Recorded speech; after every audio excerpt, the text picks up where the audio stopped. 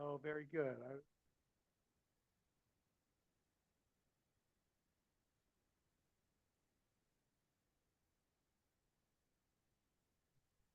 Okay. Uh, All right. Well, thank you, everybody. Welcome. And I will call tonight's meeting to order. I'll start start with a couple of moments about logistics. Anyone who's joining us remotely, could ask you to change your name display to your first and last name so we know who we're talking to. And if you are addressing the council, we would ask you to state your name and where you live. And if you wish to speak, you must be called on by the mayor. Once you're called on, you may make a statement or ask questions. And we'd ask you to keep your comments to 5 minutes. If you speak out of turn or go on too long, you may be interrupted and asked to adjust your comments or behavior. And we've been doing this at the beginning of each of our meetings. The City Council affirms its shared commitment to a respectful and professional environment. We do not support negative or personal comments directed at city staff or department heads. We ask that all remarks remain focused on issues, policies, and solutions. This expectation supports productive dialogue and reflects our respect and appreciation for those who serve our community. And speaking of those who serve our community, it's my pleasure to introduce to you all our new city manager, Kelly McNicholas Curry. Kelly's been on the job for 1 week and 1 day, and it's great. I've already had a number of meetings with Kelly. I think she's off to a great start. And if you have anything you'd like to say at this point, you get a chance to make your report later. But okay. Well, thank you. I'm very pleased to be here at my first city council meeting with you all, and I've enjoyed our one-on-one conversations. Thank you all for making time for me in the first week to help orient me to the city and to the job. And I do think we're off to a good start. I look forward to reporting out later, and I know we have a lot of work ahead, and I look forward to helping shepherd that through on your and great. All right. We need to approve the agenda. Without any objection, we'll consider the agenda approved. Now time for general business and appearances. This is an opportunity for any member of the public to address the council on any topic, either on the agenda or off the agenda. We have a couple of public hearings scheduled tonight, and so for those public hearings, you may also address the council during those public hearings. Other than that, anything you'd like to say about anything that's on the agenda, this public comment period is the time to do it. Is there anyone in the room who'd like to be heard? Steve, and then I'll get to you next.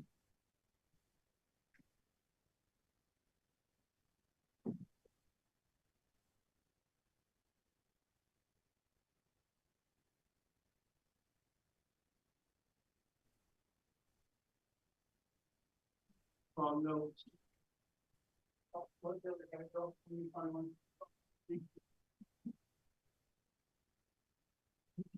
Yes, sir. Welcome. Good evening. My name is Michael Leduc and I live on Berry Street.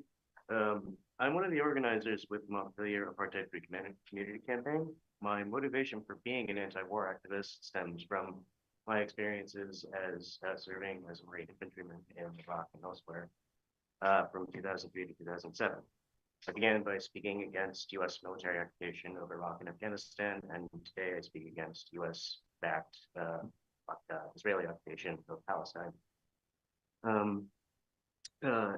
With town meeting next week, I wanted to say a few things about AFC.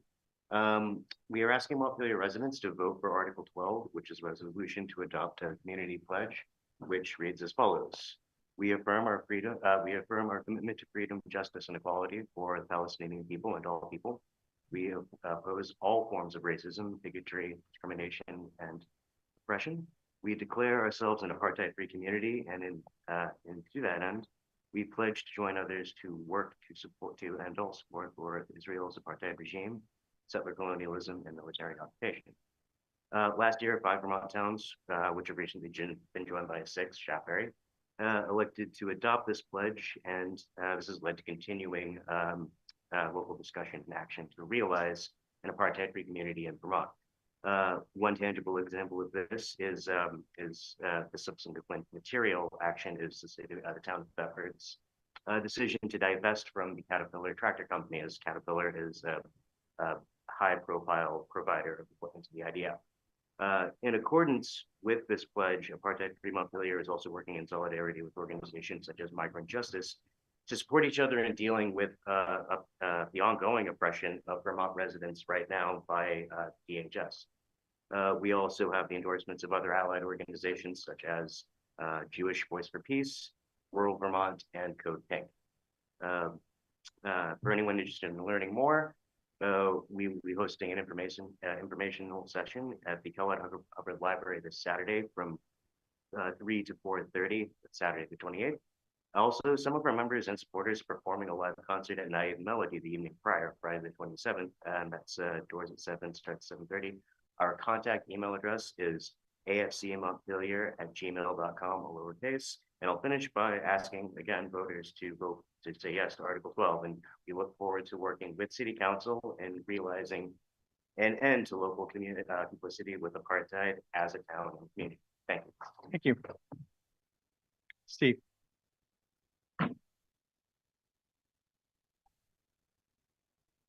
Steve Whitaker, Montpelier.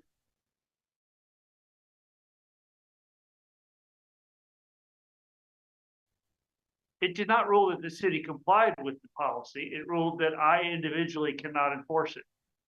My open meeting and public records violation claims remain active. So enforcement of your own procurement policy is now on you.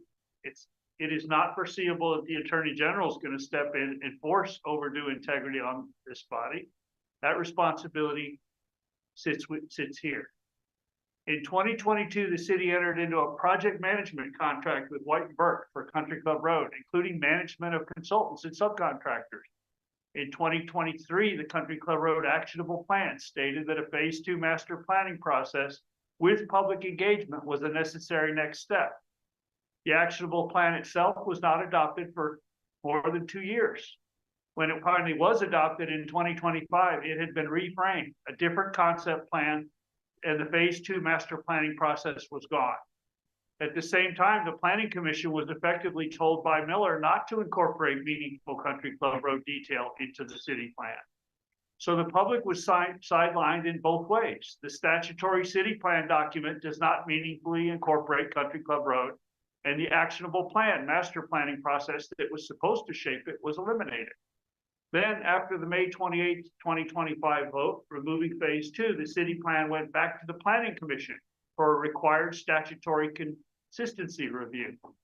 During that remand, the commission was not informed that phase 2 had been eliminated. Later, commissioners themselves stated that they felt sidelined and disenfranchised from CCR planning, that the council and subcommittee had taken it over. So instead of restoring the legal planning framework, the city layered something else on top. An October 8th exclusive brokerage agreement, sole sourced with long tail contingent fee provisions with the same firm already under contract since 22 for project management. One could argue they didn't manage very well if our brownfield is in the state it's in. The contracts overlap, the latter does not supersede. The brokerage incentives conflict structurally with the project management role. That is not clean governance. And now you're advancing an RFP and contemplating transfer of roughly 20 acres of multi-million-dollar public land for $1. At the same time, the city's handling of public records, appeals, and executive session practice has become increasingly defensive and opaque. Broad claims of litigation exemption are being invoked to hide time-sensitive records while major structural decisions are made. Developer proposals have been accelerated while planning steps were removed. That order of operations is backwards. Planning was removed before land disposition, public engagement was reduced before brokerage incentives were created, transparency narrowed while public assets were positioned for transfer. That is a legally vulnerable posture. I recognize there's new leadership and institutional advice being relied upon, but I would urge you, Kelly, to independently evaluate whether the breadth of litigation exemptions, the overlapping consultant structures, the cut corners, and the pace of Country Club Road process are fully consistent with both the letter and the spirit of Vermont law and federal regulations. Transparency is not decorative. Procurement policy is not optional. Public engagement is not an inconvenience. The court has said, I cannot enforce your procurement policy. I cannot restore integrity to this council or to the CCR process. You have to. Before you take irreversible steps with public land, you have to acknowledge what this process has become. Because once land is transferred, once contingent brokerage rights are embedded, once reliance is created, resetting becomes exponentially harder. We still have an opportunity to put this process in the right order. Restore planning before disposition, resolve conflicts before layering incentives, err on the side of transparency before invoking exemptions, but that will require acknowledging where we are, not defending how we got here. Thank you. Thanks, Steve. Is there anybody else in the room who'd like to be heard? Yes, sir.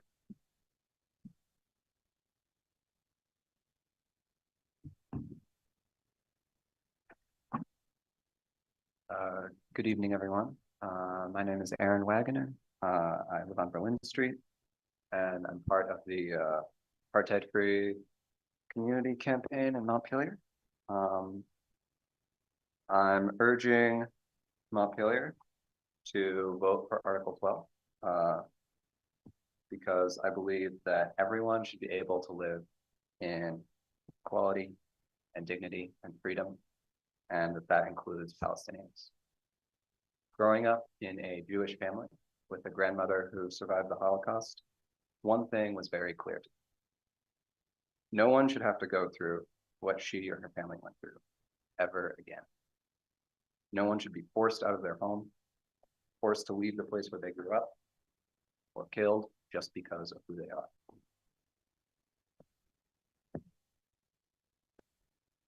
For the last 2 years now, we've watched a genocide unfold, live streamed for the world to see, funded by our tax money. I was told that this was all needed to keep me safe, but there's no amount of bombs and drones and missiles and AI targeting that can create peace and safety. To create lasting peace and safety, everyone must be able to live in freedom and dignity. In order to stop oppression, we must acknowledge that it is happening, understand how we are responsible for it, and work to end it. Article 12 takes a step in this direction by acknowledging that Israel is practicing apartheid, a fact that is already recognized by Israeli, Palestinian, and international human rights organizations. By sparking a conversation about Palestine at the municipal level, Article 12 also helps us recognize how we are responsible for apartheid against Palestinians. From the millions of federal dollars that Vermont sends to the Israeli military, to our fleet of F-35 fighter jets that are currently deployed in the Middle East. Finally, Article 12 is a commitment as a city to help end apartheid and work towards creating a world where Palestinians and all people can be free. Thank you. Thanks. Anybody else in the room would like to be heard? If not, I'll move to online. Shauna Trader. All right. Good evening, everyone. My name is Shauna Trader. I do live in Barrie, and I'm the new Montpelier Farmers Market Manager, aka the Capital City Farmers Market. So I wanted to introduce myself. Thank you so much to the public, to the mayor, to the new manager, and the councilors. I hope that we all get to know each other over the next few years. I'm honored to serve an institution that has been a vibrant part of Montpelier's economic and community life since its founding in 1977. For nearly 5 decades, the market has been a place where farmers and producers sell directly to the public, keeping dollars in central Vermont and strengthening local agricultural viability. Economists and food system researchers have found that farmers markets are more than weekly markets. They are economic multipliers. National studies show that markets can contribute billions of dollars annually to local economies, and that a higher share of every dollar spent at a farmer's market stays in the community compared to conventional retail. On average, over 90% of money spent with vendors goes directly to farmers and producers, and about 60 cents of every dollar spent circulates locally through nearby businesses and services. Locally, the capital city's farmers market helped facilitate more than $1 million in regional farm and producer sales last year, and they have for the last couple of years, underscoring this local economic impact. But our role extends beyond economics and into community building. The market brings people downtown every Saturday in the summer, and every first and third Saturday just up the hill at Alumni Hall during the winter, where we're holding our markets right now. We're talking about neighbors, families, and visitors from near and far. The market is also an entrepreneurial launch pad. Vendors often grow their businesses from selling at the market into year-round operations, food trucks, retail partners, and food manufacturing. And of course, it also increases foot traffic for nearby businesses. This year, the market has renewed its mission to reflect an intentional vision to connect our community with Vermont farmers, artisans, and food producers, promoting small businesses, local food, sustainability, education, and well-being. This mission reflects our pursuit of 501c3 nonprofit status. Achieving nonprofit status will help us to expand food access programs because all Vermonters deserve the delicious and nutritious food grown by Vermont farmers. Educational programming because we're better neighbors when we learn together. And year-round community engagement because who doesn't like a little party for a good cause? By diversifying our revenue streams with grants, sponsorships, tax-deductible contributions, and the public's help, we can deepen the market's impact while continuing to serve Montpelier's economy and residents. We are already planning an exciting slate of community building activities. For instance, everyone is invited to join us on Saturday, March 7th at 10 a.m. for our Sugar on Snow party. We're celebrating the start of Vermont's sugaring season with local maple producer, Silloway Maple, and each other. We're friends and market first timers. Everyone is welcome. This event, like others we have in the pipeline, keeps energy alive in our community, brings folks together, and highlights the agricultural rhythms that are a part of Vermont's identity. This is a free event, sponsored, as mentioned, by Silloway Maple and Hillside Farm. Thank you both to them. This event is held at Alumni Hall, 45 College Street, with the rest of our market. And to make all this possible, we do need support. We're looking for sponsors, volunteers, and community partners who want to invest in Montpelier's local food economy and social fabric. Sponsorship helps underwrite programming. Volunteers help ensure our events run safely and joyfully. Community partners help us extend our reach into neighborhoods that might not traditionally participate. If anyone listening is interested in joining us, please check out the website or email me at montpelierfarmersmarket@gmail.com. We welcome support of all kinds, and we'd be glad to talk about partnership opportunities, volunteer roles, and ways the market can advance broader city goals in economic development, food access, and community well-being. In closing, the Capital City Farmers Market is more than a marketplace. It is an economic infrastructure, social infrastructure, and a shared cultural space that aligns with Montpelier's character and values. With your continued support and with the engagement of sponsors and volunteers, we can make 2026 a year of growth for our farmers, our small businesses, and our community. And I thank you all so much for your time. Great, thank you. Jim. I'd like to address an issue with the homeless committee that I sit on.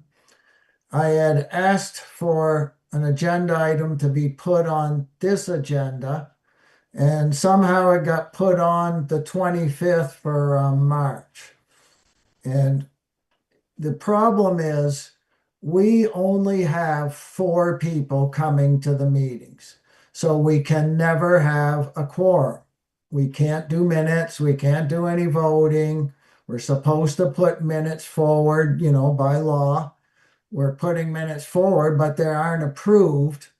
What I wanted to discuss tonight, and because it's a problem, I wanted to discuss reducing the committee from 9 members to 7 and 2 alternates, so we can have a quorum and we can start approving stuff and voting on stuff.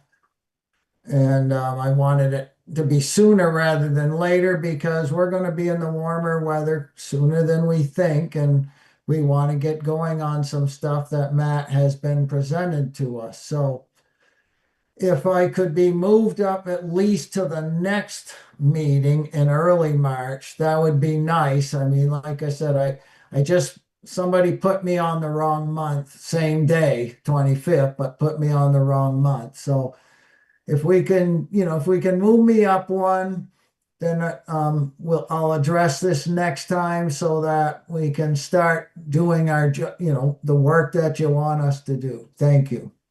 Thanks, Jim. I think we should be able to do that.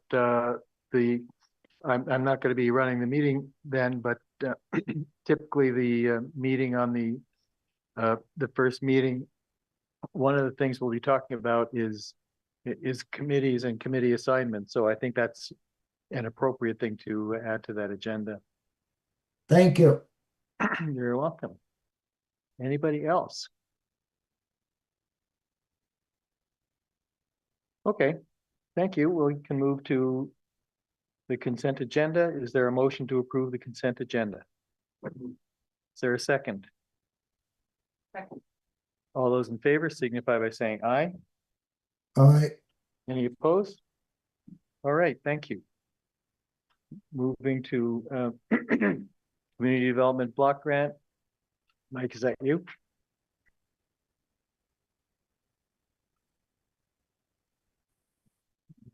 And this is a public hearing, right? Correct. So I'll open the public hearing now. Mike Miller, the planning director. So tonight we have our public hearing for the Community Development Block Grant Disaster Recovery. So we had this in the fall, late summer when we submitted applications. At that time, this is the second round. So I'm just going to read through what the hearing is supposed to be looking at. The city of Montpelier is considering making an application to the state of Vermont for a Community Development Block Grant Disaster Recovery Implementation Grant under the Vermont Community Development Program.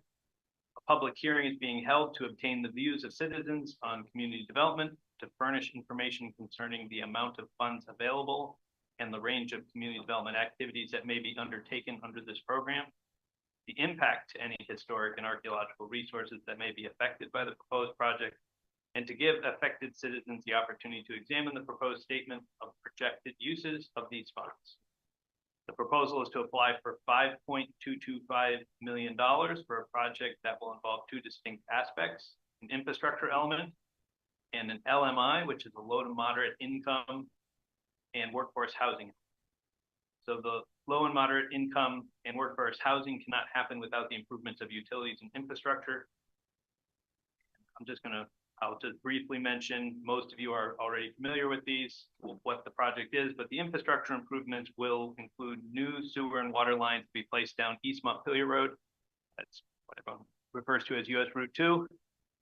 And that will go up to the intersection with Country Club Road and extend up to the existing building, the clubhouse. There are two rail crossings that will need to be crossed. And there's the main line, Washington County line, and then a spur line, Country Club Road. In order to improve the intersection, the East Montpelier Road will be elevated after the Washington County line crossing to allow for a level and safe intersection with Country Club Road. And this addresses the drop that currently exists from the rail spur. The intersection will be prepped for future signalization if a traffic study deems that necessary. Country Club Road will have sections regraded from the current 14% to a more reasonable 12%. A new sidewalk will be installed on the western side, connecting to the existing shared use path, and an uphill bike lane will be created on the east side, making a complete street network. These will allow for urgently needed housing to be developed within the project area. And the housing site is our parcel that the city owns, the Country Club Road site, and it will provide LMI units with a complete street network with additional future housing opportunities possible. These improvements will cost $5.2 million. And the construction will include mixed income housing with an array of units available, including at least 24 LMI housing units. The housing project itself is not part of this funding request. Rather, the LMI units will be required of the private developer. So we're not giving any money for the housing to be built. We're getting money to build the infrastructure.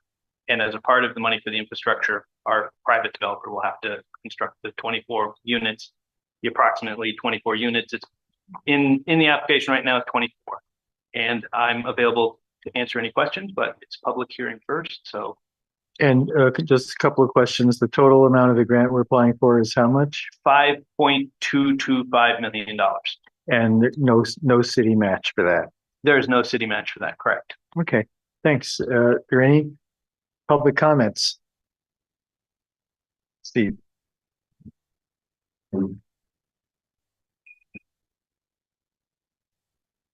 Steve Whitaker, Montpelier. I have submitted written comments in more thorough form to the city clerk. Those are required to be uploaded to the Agency of Commerce for the record. I want to address both process and risk.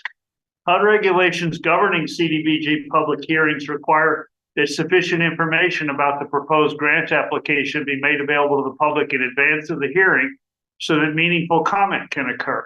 That includes a description of the proposed activities, the amount of funds requested, the location of the project, and the benefit to low and moderate income persons. In this case, the complete application was not made publicly available in advance of this hearing. The public has not had access to the full environmental certifications, the engineering scope, the budget breakdowns, the affordability framework embedded in the submission. That limits meaningful public participation.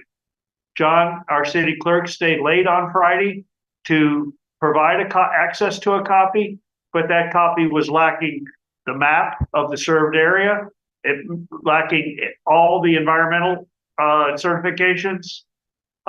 It was not a complete application, and therefore this hearing does not meet the requirements of the CDBG DR public hearing process. Second, the application continues to present this project as limited infrastructure, water, sewer, and roadway improvements, while the record reflects that this infrastructure is intended to enable 300 or more units of housing development on a brownfield site that's not been fully delineated or remediated. Presenting this as a standalone pipe project without fully disclosing the scale of the intended build out and enables risks segmenting the true scope of the undertaking. Third, and this is critical, through public records request, I've obtained internal Agency of Commerce and communications reflecting a narrowing of the low and moderate income housing obligations for Country Club Road to approximately 24 units. That affordability framework has not been publicly vetted by this council, by the Housing Committee, or the Planning Commission, yet this CDBG grant application appears to have incorporated these as affordability assumptions. If federal funds are being sought on the premise of LMI benefit, the affordability framework must be transparent and openly adopted. It should not be embedded through internal correspondence by administrative fiat or staff whim without public review. That affects the credibility of the public benefits representation in this application. Finally, the brownfield delineation is incomplete. There's no finalized corrective action plan. There's not even a work plan to do the next phase of development. And I'll include one more issue here that this council will have to deal with immediately. What level of clean are we going to expire to? Because that will impact this is public hearing is not a 3-minute on an issue like this. It shouldn't be your 3-minute clock. You can finish your sentence. The standard of clean that we're going to go for on a brownfield will determine whether any of these developers or the city can achieve TIF funding. Because if we have if we don't go for a clean, these are prime ag soils, there's going to be restrictions on not letting your kid play in the dirt, not allowed to dig trees or shrubs without permission or an engineer on site. That's going to be a permanent stigma on the resale value and the ability to get tax increment financing. So that decision is going to have to be made before the Stone Environmental Work Plan is written, because they'll have to do a different level of sampling if we're going to shoot for clean. Thanks, Steve. And we do have your written remarks. Is there anyone else who'd like to be heard? Dave Bellini. Hello, everybody. Hello, My name Dave. is Dave Bellini. A couple of things. One, hi, Kelly. Nice to meet you. And good luck to you. I think you're really going to like living in Montpelier. I just had a quick question. What is low income? What is moderate income? How do you measure them? And when do you measure them? Since this project's probably years out. And are these going to be for rent or are these going to be for sale? And thank you very much. Thanks, Dave. Mike?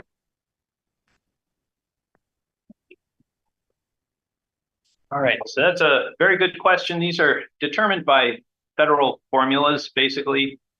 And what the government starts with, if I understand everything correctly, is you can start with about the median income, and then you've got various low, the LMI is generally 30% number. So usually we're talking about what's the average income. And then if somebody's earning less than that, so median would be 50%. If you're earning 30% or less, you are in the LMI category. These are almost always rental because usually people in that category don't have the resources to be able to afford to purchase. So it's usually, these are classifications. These are usually subsidized units that are managed by organizations such as Downstreet. We also talk about, you'll also hear sometimes referred to as AMI, that's your moderate income, or you might have a 60% or an 80% or 120% of AMI. And that's really just looking at brackets slightly above and slightly below 50%. So 100% of median income AMI would be your 50%, your average, your median income. And then 80% would be slightly less and 120% would be slightly more. So sometimes you'll see programs by the federal government or by the state that says, 50% of the beneficiaries have to be 120% of AMI, and it'll be tracked based on that figure. And I don't off the top of my head know what that number is. And Dave, Mike, do you have the, where the number of 24 units come from? Is that set by federal regulations also? It's, it was set working with the people at the VCDP, Vermont Community Development Program. So they have staff that administers the federal program. In the fall, our initial discussions with them resulted in a number of 18. You remember us talking about 18 LMI units. When we went back for the pre-application meeting in January to talk about the new application, they had two requests. One was that we had asked for $8 million. They said, we want to see it at 5. And second, they said the 18 million would be up, or the 18 units would go up to 24 units. So we kind of had a shift in what was going to be the ground rules that we're going to be working within. Again, it's still there's still potential for that to shift and move, but that's where we came to with negotiations. Mm-hmm. I know Ben was at that meeting as well. So I was going to say too, right? Like that's based on the state needs to manage the entire portfolio of CBGDR funds, right? To, I believe it's achieved 70%. Yes. LMI across the portfolio of projects that are funded. So some can be more, some could be less, but it's overall they're trying to balance, I believe, a 70% portfolio. Yes. So they factored in if we were to build out almost 300 units, because they already have a lot of LMI, we're not required to do 70%. Otherwise, we'd have 210 LMI housing units, which wouldn't work. There's just not, we wouldn't have any funding to make that work. So what we negotiated was this lower number of 24, but we'll be able to work with that because when we get to the Country Club Road applications, they're being phased. So we're not building 300 at once for the most part. So we'll have to look at what the applications are when we get there and go back to VCDP and say, does this still work with your overall formula to make sure that you meet your 70% goal? And we have a number that works for us as well. So what we're doing is depends in part on what's happening in other communities across the state. Correct. Mhm. Yeah, Okay. they've already done their first round of applications, so they do know what's out there. And they make an assumption of these were all going to be actually built out and work. Mhm. So if some things doesn't work, then there may be some adjustments. Yep. When we get to do our grant agreement. Thanks, Mike. Are there any other members of the public either? I could provide a little more clarity. Please. Sure. Area median incomes will also shift based on household size. So looking quickly for Montpelier, for a household of one, it's about $80,000 a year. And so to meet the 50%, you would have a household of one at 40% per year. Larger households will have larger incomes that they then fall under that 50%. And in the application, we've submitted, it looks like 8 for 30%, 8 for 50%, and 8 for 80% to get to that 24. And so the very, very low income units is not the full 24, it's a subset of that, which will also help with affordability for the project. Thanks, Kelly. Are there any other members of the public who would like to be heard before we close the public hearing? Not seeing any hands raised online. I'll give you just a moment because I know people sometimes still have challenges interacting with the technology. Hello. Hello. Yes, this is Harold McGrath from Montpelier. Great, you're up. Well, I just, I'll tell you my story. I've lived here for 50 years. And just the last couple years have had a little bit of time on my hands to watch some of these meetings live. And I feel, we have one person that controls these meetings that comes in. Normally a person is allowed to speak. And he has one or two items to deal with. So what I found out is this gentleman comes in, he intimidates every individual in those meetings. I'm seeing the mayor going, I've seen the city manager, which wasn't a big deal, but I just see people that are trying to serve the public be intimidated by what I feel is a public nuisance. Harold, Harold, yes. can I interrupt you for just a moment? Right at this moment, what we're talking about is the Community Development Block Grant application. And I wonder if you have some observations or comments on that. No, I don't, sir. Okay, we do have a point again at the end of the meeting for public comment if you'd like to do that, or I certainly take your point. Yes, this is what I'll say is I had trouble signing in earlier, and I reached out to a city council member and they helped me get the link. And I just wanted to, like I said, I know this is all overdue. I know the timing isn't right. And if I have to wait and come back and speak, I have no problem doing that, Mayor. Since you were trying to log on during the public comment period and you couldn't get in, I'm going to let you continue. Yeah, well, like I said, I mean, there isn't much that has to be said here. I just feel that what you have going on here is intimidation. I've seen just in the last two meetings alone, Chris Lumbra and Adrian, I think it's the lady on the left over there, get interrogated by this guy during break. I just feel if he brought anything public, anything positive to a public meeting, this is what it's for. That's what the public input is for. When you bring toxic stuff and negative stuff to no positive stuff to a meeting, you're spending hundreds of hours for this individual to get public information, wasting our taxpayers' time. This individual isn't even a taxpayer. And I feel like the city council, and I don't pointing fingers, you're letting this man control this issue. And I'm tired of watching it on TV. I You know, he's kicked out of 16 individual places in Montpelier because he's a public nuisance. And the city council needs to do the same. And Kelly's just joining here. And I definitely don't want this guy to, in no way, shape, or form, to intimidate or, you know, it reflect any way that she's able to do her job. That's not what Montpelier's about. This guy Thanks. isn't Montpelier. Sorry, I'm going to stop now. Thanks. I think I heard the fanfare that was your time's up signal.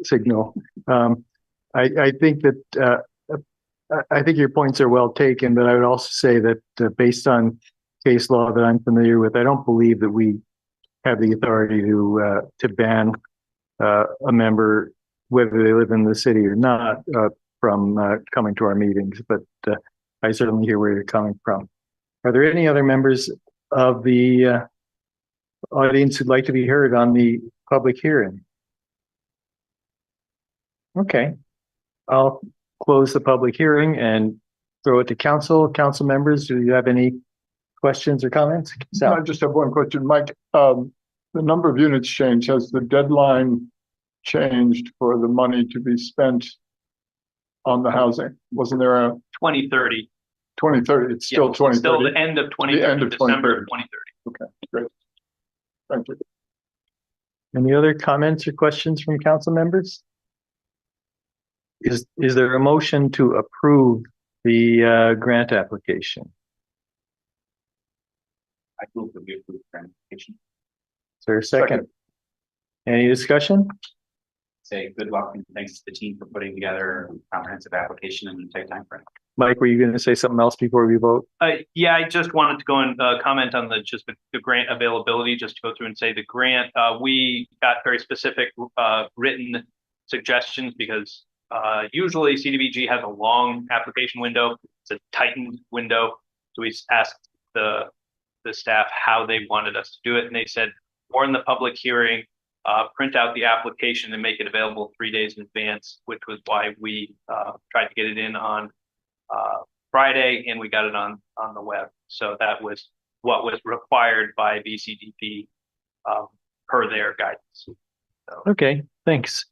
Folks, there's been a motion seconded. All those in favor signify by saying aye. Right. Any opposed? All right. Thanks, Mike. Next up, bond informational here. Who's got that? All right. Sharing permission, thanks. All right, I threw together just a little quick slideshow to keep myself organized here on my first meeting, make sure that we go through this, but you, as a component of town meeting and the bond that you all have forwarded to the ballot, we have to hold a statutory required informational hearing for the public within, I believe, 10 days. If I were to the city clerk for the correct time. And well, real quick. Let me see that. So we have as part of the warning for town meeting day on March 3rd, next Tuesday, article number 6. And if you want the full language of the article, it is in a lovely annual report here that we have extra copies on the table. I have to say, this is an incredible resource. I think many communities would love to have this at their hands to understand what departments are doing, as well as a list of everything they're voting on. And so the Article 6 is for an $8 million general obligation bond for sewer pump station and water and sewer line upgrades. These are proposed uses for the bond, which you all have reviewed in the course of your budget hearings. Pump station number 1, siphon lining, Berlin Hill sewer line, the Clarendon to Bailey Ave sewer line, the Bar Street water line, Lower State Street water line, North Street water line. These were not specified in the language of the article, but this is generally what you all are explaining to the public that you hope to use these monies for, should the voters approve it. I will stop there. I don't know. I'll look to the city clerk if you want to give any general election information to the public at this time. All right, I'll open the public hearing. Are there any comments or questions from the public? Hearing none, I'll close the public hearing. And we can just move on. We don't have to take action.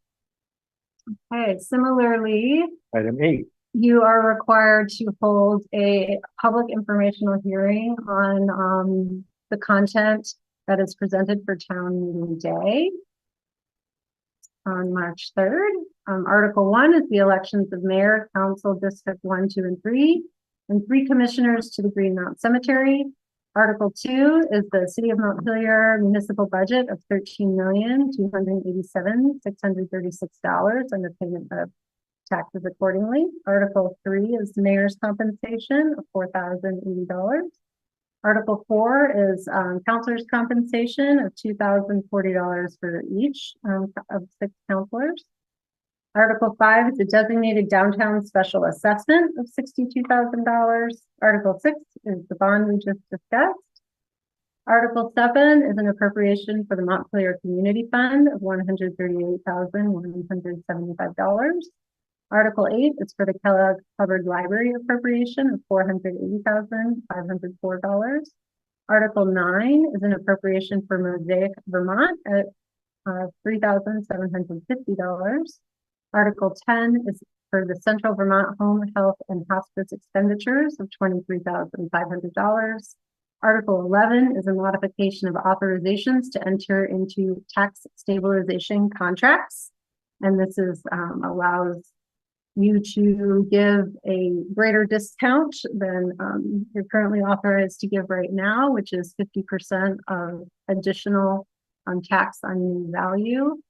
It goes up to 100% in the proposal, and you all have a tax stabilization contract later on in today's agenda. And then number 12 is the apartheid pledge, which we heard some prior public comment regarding. This is a quick summary. I understand there was a little bit of confusion in the last public hearing, so I just wanted to kind of present a summary of the budget and how the municipal budget and the city budget combine for the taxpayers' total increase. And so we have at the top is your total budget, including all taxes and fees, proposed for this year at $20,786,000. The current year budget with property taxes only is proposed at just shy of $14 million.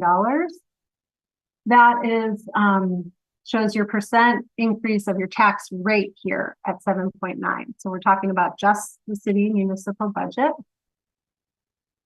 This is the school district budget. Similarly, they have many fewer fees that they collect. Most of their revenue is from property tax, and is also Montpelier and the broader Montpelier Roxbury area for an increase of 4.05%. Now, these are showing just portions of the pie. You can see that the school district has a much larger portion of the total pie when you compare the two budgets here. Now, I show on the right here, the pie is a little bigger because we're growing both budgets by a little bit in the future fiscal year 26-27. These are how the tax rates compare. So in our current fiscal year, you'll see that the city has just shy of about 44% of the property tax burden, and the school district has over 56%. We're shifting that a little bit in both proposed budgets, where the city's proportion grows a little bit and the school district shrinks down to about 55. And so what I'm showing is just where some confusion was about how these combine for the total overall tax increase. If you look at both the city and the school for taxpayers that live in Montpelier at 5.45%. The internal pie is last year's pie. The other pie is this year's pie. The pie is getting a little bit bigger and the proportions are shifting slightly. And so since we have a smaller portion of the pie in the city with a bigger tax increase, our share of the pie is getting a little bit bigger, but that's why we end up with a 5.5% increase for the public for both. And our city increase is just shy of it, as you all approved and forwarded to the voters on town meeting day next week. I will stop there and invite you to open a public hearing. That was a very cool graphic, that last one, with the two things superimposed on each other. I'll open the public hearing. Are there any members of the public who'd like to be heard on the budget presentation or ballot presentation, budget or other items? Hearing none, I will close the public hearing. Ben, were you starting to say something? Well, I was just wondering if maybe we could get a little bit more. I know there's been some questions around the tax stabilization policy, and I think it's just important that we get real clear on that and like what happened last year and those kind of things. If we could just maybe get a little bit more on what exactly people are being asked. We already have a tax stabilization policy, so what are we actually putting? Mike Miller, planning director again. What we are voting on next Tuesday is authorization for city council to be able to amend our policy. So that will the next vote will not amend policy. It will simply give more power to the city council to adjust the policy. That's the first thing to understand. The way the statute is written, it's something to the effect of the city council, where authorized by the taxpayers, the city councils can enter into these agreements. And when we adopted ours in 1980, and when we amended it in 2001, we took the literal language of the statute and we put it into the bond. We voted that. So when state law changed to give more powers, we weren't and haven't been able to take advantage of it. So a lot of communities around us already can do 100% tax stabilizations because they're the way they had adopted it. They said, we're going to adopt what's allowed under that section of statute. So as statute changed, their powers changed. We didn't have it that way. And the way this is worded, we're going to continue our trend of not specifically, if state law changed at the end of this legislative cycle, we'd have to vote again. But this will at least get us up to date with what the current statute is. And so I believe the areas that changed are, first of all, we're adding in the ability, the city of Montpelier has a business property tax. And currently our tax stabilization does not allow us to stabilize that, but we can. So that is one of the changes that's in there. The second one is energy generating facilities. So if you're putting, it's not anybody, because small residential aren't allowed to do tax stabilization. But if you were a business and wanted to put solar panels on your roof, this would now let you be able to tax stabilize that as well. And the big change, of course, is we are currently limited to 50% tax stabilization. This will give us the ability, to write a policy that says we're going to allow up to 100%. Now you can have a policy that says only certain types or certain, you have to do something that gives us the ability to give you, you want 100%, just like we can do 10 years, but we don't automatically do 10 years. If you read our policy, we give you 5 years. If you want 6, you have to create a number of jobs, or you have to increase the grand list by a certain amount. And the more of these boxes you check, the more we'll give you an extra year. We'll give you an extra year. You will certainly be able to write a tax policy that could do the same thing with this 50 to 100%. It might not be an automatic 100%. It'll be your decision when if we get the authorization, we'll come back and amend the policy, and you can decide what incentives we want to build into that.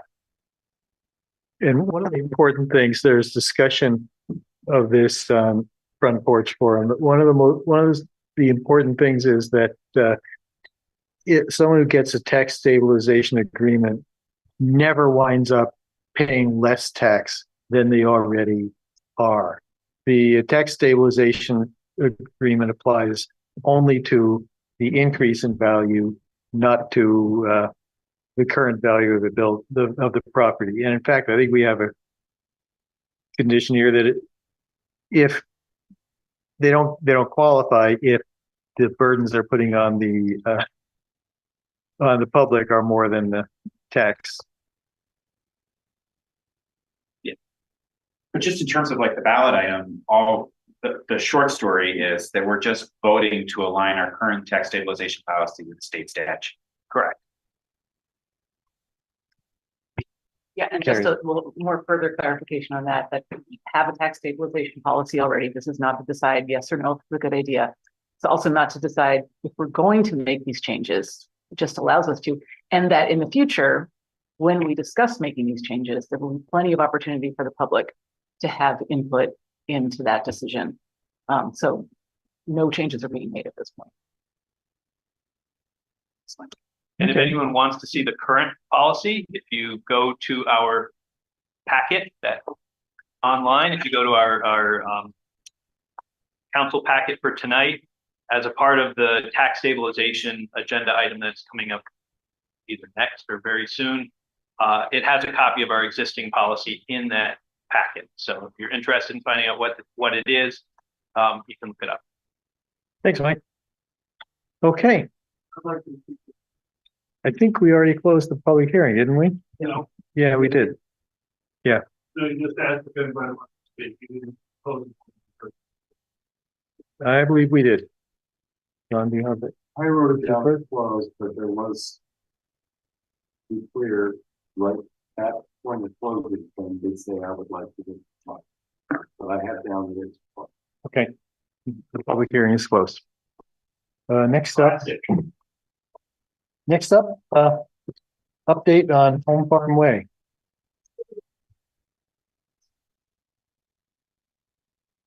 I will be here just to kick this off for SLR and folks who are. Thanks. Give me a little bit of company up here. So 5 Home Farm Way is a project that's been going on for a couple of years. It's been a topic of discussion for a long time. If you're trying to orient what we're talking about, if you're over on East Montpelier Road, Route 2, and you're near Agway, you used to be able to look off to your right and see an old building that was abandoned and boarded up. It has now been removed. And that property, which is actually quite big, it's 15 acres, has been transferred to the city. We are now the owners of that property. And SLR has been working on some grants as part of their project and their contract. They're going to give you an update and report out on the progress on that project and what to expect coming up next. Okay. Alrighty.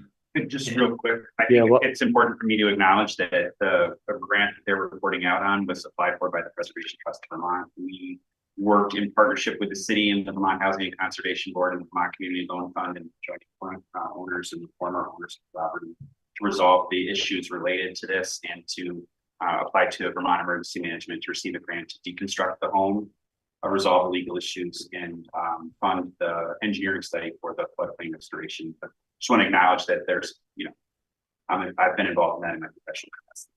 Thanks, Ben. All right. Thanks, Mike and Ben. Can you all hear me okay? Yes. All right, great. My name is Roy Schiff. I'm a water resource engineer at SLR Consulting. I actually live in Montpelier and I plan to be there tonight, but I'm a little under the weather, so keep the germs home. I wanted to start for a quick minute to give you a project update of where we've kind of come over the past year and a half or so. And then my coworker, Ethan Ely, who's on the call, will maybe walk through some of the project highlights with some graphics and photos and a snippet of the plans. All of this builds on the summary in your packets that describe most of this as well. So yeah, so I just wanted to, we're wrapping up the final design for the project. Permitting is underway. We actually received a Vermont Stream Alteration permit yesterday. We're waiting on an Army Corps permit, construction general permit. We have a little bit of work to do on the Vermont Wetlands permit. And I wanted to remind folks that this project was coupled with the removal of the Pioneer Street Dam in a hazard mitigation grant application that the city submitted to FEMA, and is one of the hazard mitigation grants projects that's moving forward through FEMA. So Ethan and myself have been responding to requests for information about both Home Farm Way as well as the Pioneer Street Dam removal. And we're here tonight. One of the final tasks of our work with Preservation Trust Vermont and the project team is to report to the City Council and the public of the progress of the project. So I think that's a good summary. And with that, I turn it over to Ethan to give you a short summary of the details of the project. Thanks, Roy. I'm just going to share my screen, so just give me 1 second to share this. All right, I am sharing a slide. Does everyone see this now? Yes. Awesome. Good evening, everyone. So my name is Ethan Ely, also a water resource engineer with SLR. I'm just going to give you a quick kind of run through of the project, describe the project site and what the plan is for construction. And then, yeah, if you have any questions, please speak up and let me know. So this first picture that you're seeing here, this is an aerial photo of the 5 Home Farm Way site. It's a floodplain, partly forested along the Winooski River. In this photo, you can see the Winooski River is running from the right side of the page to the left, heading towards the Route 2 bridge. You have, if you see my little red pointer here, you have the railroad running along the, what would that be? That would be the western side of the project, or no, eastern side of the project site. And then you have the Winooski River wrapping around the project site. And then right on the corner here, you have the Stevens branch coming in. So this is at the confluence of the Stevens branch and the Winooski River. And another thing I just want to point out is there's this, the Connor Brothers property. So that's another kind of bounding property along the way property. And in total, the property is about 18.4 acres. Our project is looking at doing restoration on about 13 acres of that property to help reconnect it with the Winooski River. And during the July 2023 flood, this property was flooded. And the goal of the project is pretty much to increase the amount of flood storage this floodplain already provides. This is just another photo, aerial photo from above showing the project site. Again, you have the Stevens branch coming in. You have the Winooski River flowing from right to left, the Connor Brothers property. This dotted dashed line here running around, this is the area where you'd be doing the floodplain restoration. And it's offset from the railroad here, so we're not in that railroad right of way. This building right here, this is the former Jacob Davis homestead, which was removed. So this is no longer here. And these buildings here are also no longer there. They were removed from the floodplain. These were some farm buildings and sheds. This is our proposed design layout. It kind of shows all the different aspects of our project that we're proposing. This is pretty much the same view that the previous aerial photo is showing, and it calls out again all of the different aspects of the project. In total, we're looking at excavating about 24,000 cubic yards of material to lower that floodplain about an average of 1.2 feet. So within this 13 acres, 24,000 cubic yards of material would be removed. And the floodplain would be graded so that it's sloping towards the river in kind of a natural sort of slope there. Another aspect of the project, we have some stone fill being installed at the corner here. So as the floodplain width reduces pretty rapidly in this area, right along the Connor Brothers property, you have the flood flows being squeezed into this more confined section of the river corridor. So we have some stone proposed to help prevent any sort of erosion that could occur along the corner of the floodplain there. And then some erosion control fabric again along this berm extending upstream a little ways. Other aspects of the project, you have this bank here. So this is about 560 feet long, and you have these large wood deflectors that we're proposing, and they're spaced out and designed so that they help slow the water down as it's coming down through the river and help prevent that bank from eroding. So right now it's eroding pretty rapidly. Since 2023, we estimated about 40 to 50 feet of erosion. So this will help slow that down and hopefully stabilize the bank in kind of a natural approach, and also provide some really nice habitat for aquatic critters on the river. A couple other things I want to call out. We have a big part of this project is restoring the vegetation. So once we excavate down and dig up the material and lower the floodplain, we want to make sure that we revegetate it so that it has a really nice vegetative cover and it will prevent erosion and provide good habitat. In a lot of areas, we're going to try to preserve the trees that are already there. So you can see this big patch of cottonwoods right here. We're trying to preserve that. There's some really well-established black willow along here. And another patch of nice trees right here. So we're trying to preserve the well-established trees where we're not actually digging that much. And then in other areas where we're digging down deeper, we're going to try to reuse those trees for these log structures. And in areas where there's some smaller trees, we're going to be transplanting those. So any saplings that we find, some nice willows, there's a bunch of nice sycamore trees actually on this site. Trying to transplant those and make sure that they stay on site. And then after excavation, we'll also be bringing in a bunch more new plantings. So we're going to be planting in this 100-foot buffer along the river. We're going to be planting about 1,200 live stakes, and then throughout the site, another 600 or so tree and shrub plantings. So there'll be a lot of extra plantings installed afterwards. And there's also some invasive species treatments that will be part of the project as well.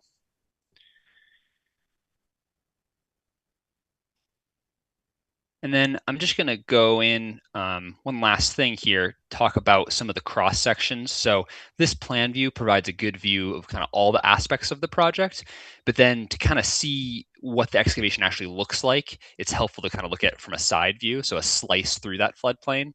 So these two red lines here, I'm going to show some cross sections kind of slicing through the floodplain and showing how much we're digging down and what that kind of looks like. So these are those two red lines. We're looking in this cross-section view, you have the river right here. So this is the Winooski River, and you're facing downstream. So when looking downstream, you have the river left on this side and the river right over here. This is our big floodplain area. This is that big patch of cottonwood trees that we want to try to preserve, well-established trees. And then this is, elevation on your left side, your y-axis, and then stationing on your x-axis. So you can see here, this is two different sample cross sections cut through the floodplain. Throughout the floodplain, we're not excavating everywhere the same. So in this section here, we're only taking a little bit of material near the bank because the floodplain is already pretty low. And then at this section, it's a pretty extensive excavation. We're cutting down up to about 5 feet in some places, up to maybe 6 feet in others. And lowering that floodplain and helping reconnect it with the river and allowing more water to be stored up on the floodplain.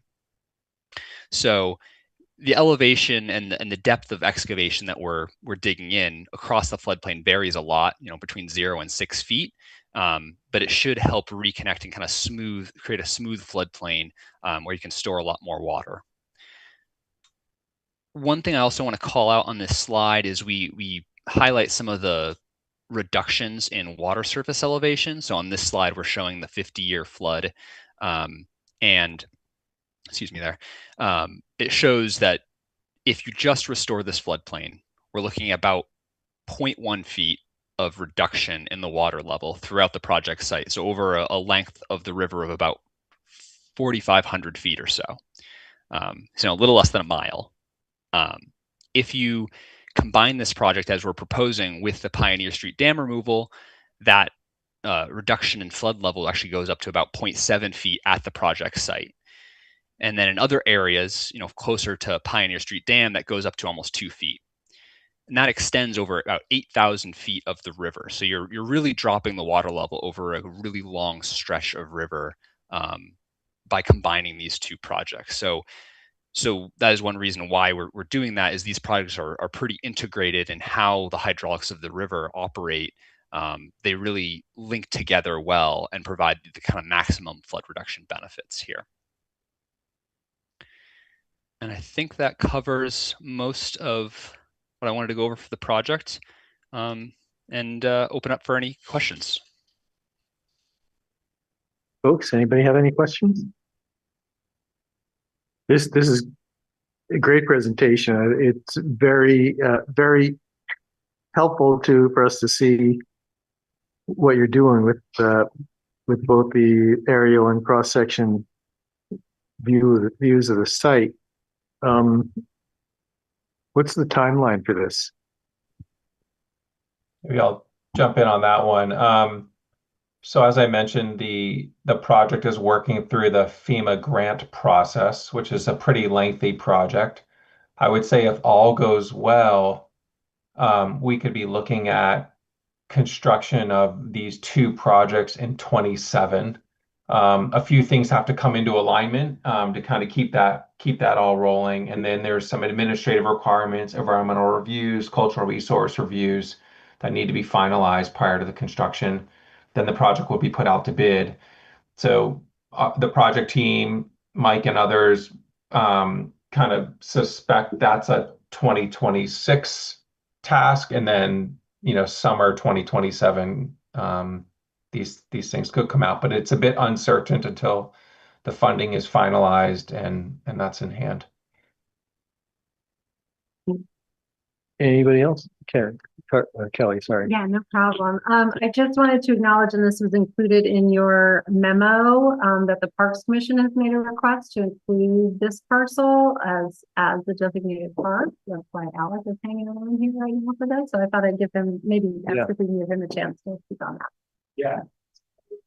I'm really just here to tease Alec Ellsworth, our Parks Director. I'm just here to tease a future agenda item, which is that Home Farm Way is one of 4 properties that the city now owns that have no ability to develop for anything other than open space. And I think it would make sense to designate them as parks.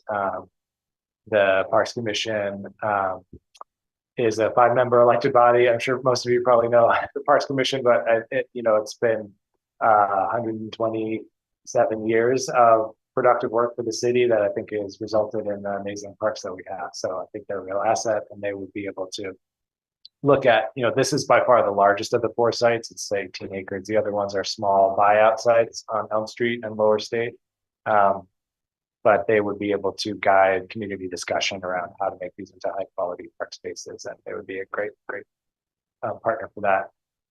We also have the good fortune to be in this program through the National Park Service called Recreational Trails and Conservation Assistance, RTCA, and they fast-tracked us into this program, which is a technical assistance program to design recreational spaces, and they're able to fast-track communities who have experienced disasters. So they'll be a really great partner as well, and all the timeline lines up really well for this project to actually get done in 27. So that'll be probably next meeting or a couple of meetings, but I thought it was important just to tell you that's coming, and we'll provide you sort of the parcel maps and more in detail information about what would actually become a park. But what we'd be requesting from City Council is that you formally designate these 4 areas as parks and delegate the Parks Commission to.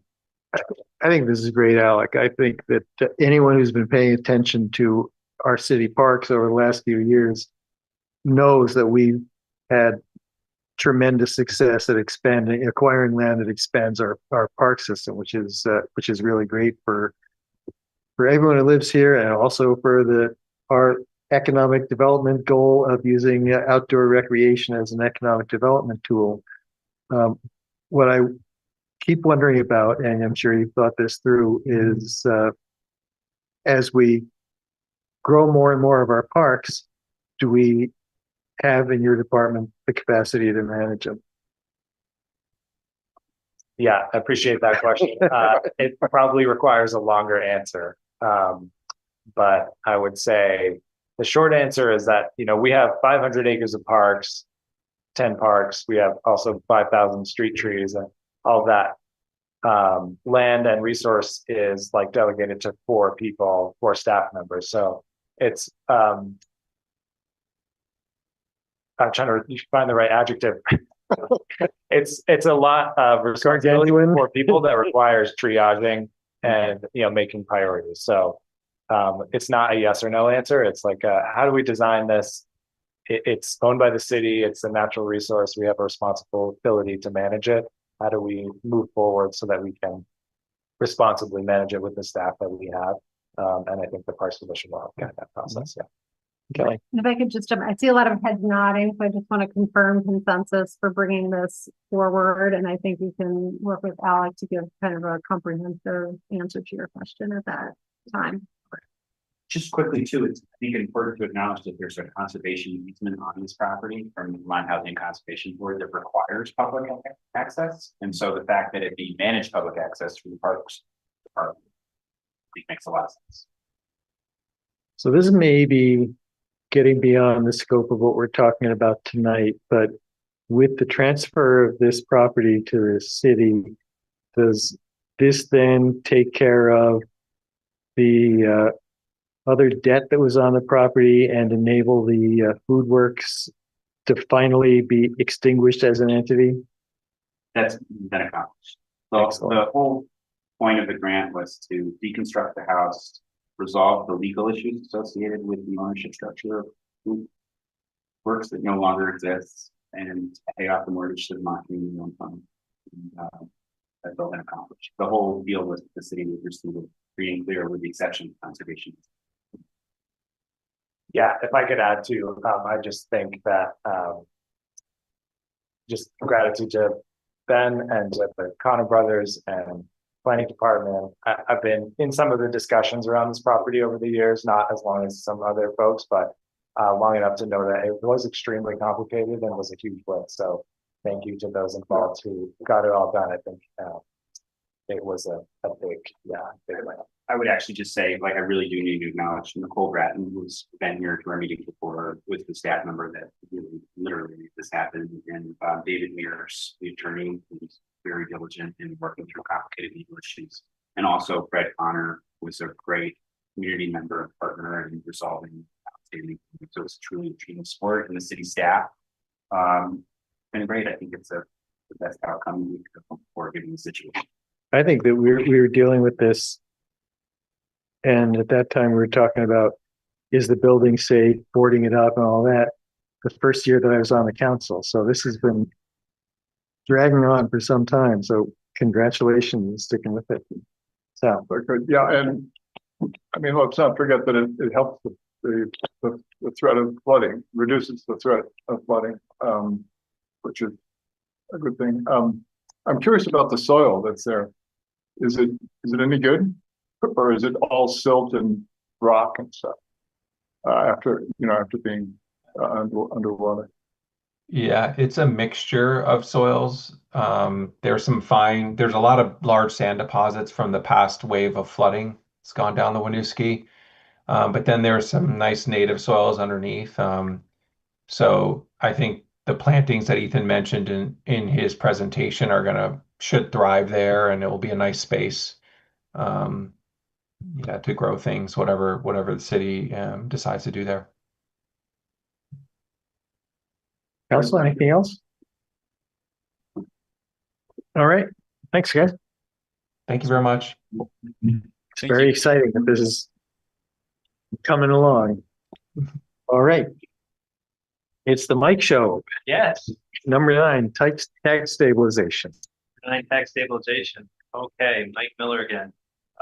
So what you have tonight is the first of 2 public hearings, so you don't have to make any decisions tonight, but we are here to have a public hearing again.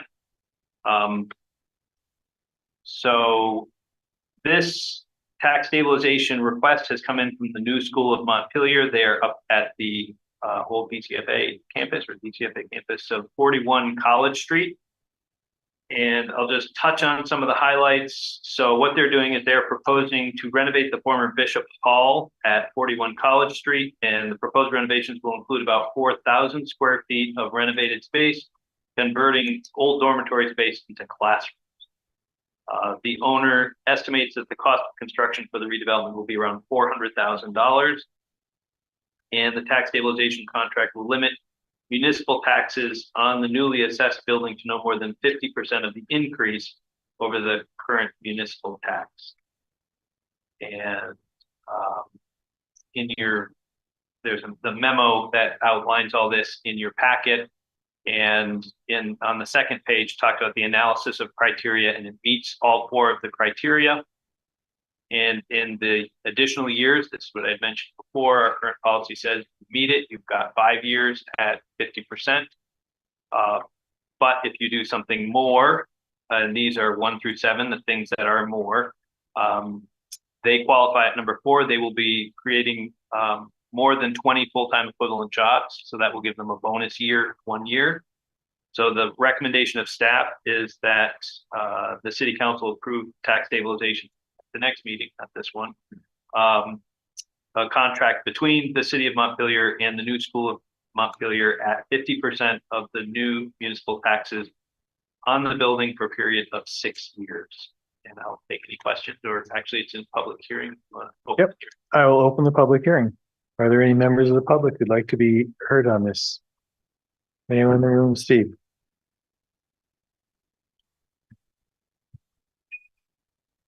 Steve Whitaker, Montpelier, the tax stabilization, when the dearth of folks participating in these hearings, I've said this before and I'll keep saying it, is indicative of the charade that we're running of engagement. And every tax stabilization that we grant, no matter how well-meaning it is, it's increasing the cost of the tax rate because we have to make up that money somewhere else. So until we can get and I would suggest we do a dashboard, a cumulative dashboard of how many tax stabilizations and we've granted or plan to grant, especially if it goes up to 100%. But this idea that until we build a budget that the public feels they can make their own, this is a year after year a problem where y'all just rubber stamp an increase and rubber stamp an increase, and no one has the guts to make any cuts. So this is just another tax increase is one way to look at it, and that we need to do something different. That I think that the dashboard would help make people aware, but until we start building a budget based on community values and priorities and figuring out what we're willing to let go of, you're just pricing people out of Montpelier. And every tax stabilization is another example of that. Thanks, Steve. Of course, what you just said is not true. This does not touch any taxes that are being collected. Mike, you can probably respond even better than that. Yeah, I mean, we don't have a but-for statement in ours anymore. So sometimes you'll hear in these types of things, well, would they have built this anyways? And so sometimes we had a discussion when we amended the policy, I believe in 2020. It was just too difficult to make that determination. So we went with a more straightforward, if you meet these requirements, because we want to encourage economic development. And a lot of economic development, especially, you need to be investing a lot to qualify. So you're spending $400, $500, $600, sometimes $1 million. You need to spend that money and then be able to get the business up and running to start collecting money. So that way you're in a better position to afford those taxes, because you know the taxes are going to be coming. The tax stabilization is just a way to help businesses to be able to take advantage. And most of these applications that we've seen are generally our small businesses, our neighbors. I haven't seen any tax stabilizations from Tractor Supply and larger multinational corporations coming through. These have just been smaller ones. And the benefit of the tax stabilization is it helps small businesses usually get started, especially if you're talking about bringing in a restaurant where you might have to invest $600,000 to get that up. It gives you a little bit of cushioning to your taxes for a period of time. But yes, we don't have a but for to go through and say, well, they would have done it anyways. Well, this is our way of saying we're open for business. And we want you to come and invest in our community. Ben, And also, I mean, Mike, correct me if I'm wrong, but like you kind of like the argument here, the idea behind this is that you're actually growing the tax base over the long run because you're incentivizing development that after a certain limited amount of time will in fact be taxed. Yes. And the other thing I just want to say too, specific to this application, is just that the new school at Montpelier, I feel like goes under the radar in our community, but I've actually met with these folks before. And number one, they're great stewards of their property. And number two, they're providing like critical service to Vermont, right? It's a therapeutic school for kids that it's not an appropriate learning setting elsewhere. And so they come to our community to receive the excellent services of the school. And I just think it's exactly the kind of neighbor that we should be supporting, and it's economic development. exactly what I was going to say. It's right across the street from my office. It's a vibrant environment. Kids are there, active. We should be supporting this. Obviously, we're not voting on to whether to approve it tonight. Is the second public hearing already scheduled, or do we need to vote to make it? Oh, Jim. Thanks, Adrian. I just have a general question about our tax stabilization policy. When we give an extra year, it's usually because they're meeting some goal. Mhm. Like in this one, they're gonna have 20 employees. Who monitors that they meet these expectations? Not necessarily on this one, on any of them we grant. Who monitors that to make sure it's being met? Yeah, good question. So the answer to that is it depends which of the criteria, because some of them are targeted specifically to the tax rate, and Marty takes care of that because he ends up being the holder of all the contracts because Marty is our assessor, and so he takes care of it as he's doing process. But there is an evaluation that has to go through, and we don't have a lot of these, so I can't say specifically how this has been done. I think the last one we had was, we had one of those Fred Connors that may have been 7-8 years ago. So that one's probably expired. And then we had one just a couple of months ago. So we only have 2 right now, I think, on the books. This would be the second one on the books, probably, I would imagine. I think Fred's is probably expired by now. Did we do that timber? The Timber Homes get one? That would have been 2017 as well. I don't know if they would have gotten up. I was on the council when we were talking about it, so it might have been, but I don't remember if we got it or voted no. Kelly. And between first and second hearing, I'll make sure to bring back the answer to this question. Because the number of employees, how we certify that, and Matt is usually the one who runs these. He unfortunately can't be here tonight, but with Kelly, I'll check with him and see how we track that specific requirement in this case. Some of the other ones are easier. I know the last one which we did, which was for the new housing over the old Walgreens building. That's a lot easier for us to track because they have to build at least 15 housing units and it has to be at least 600,000. So when they're done building it, we count the number of units. It's 15, we check the box, and then if it's more than 600,000 in the assessed value, it checks that box. And then there's no supervising that one any longer. But this one having 20 plus employees, we would have to go and do an annual assessment to make sure that they are still continuing to meet their obligation. If they're not, what would happen is they would lose that last year. They would still continue to be having a tax stabilization. They would just automatically lose that 6th year if they fall below 20 employees. Thank you, Mike. Folks, anything else? So I'm just wondering, Mike, about an incentive like 20 employees.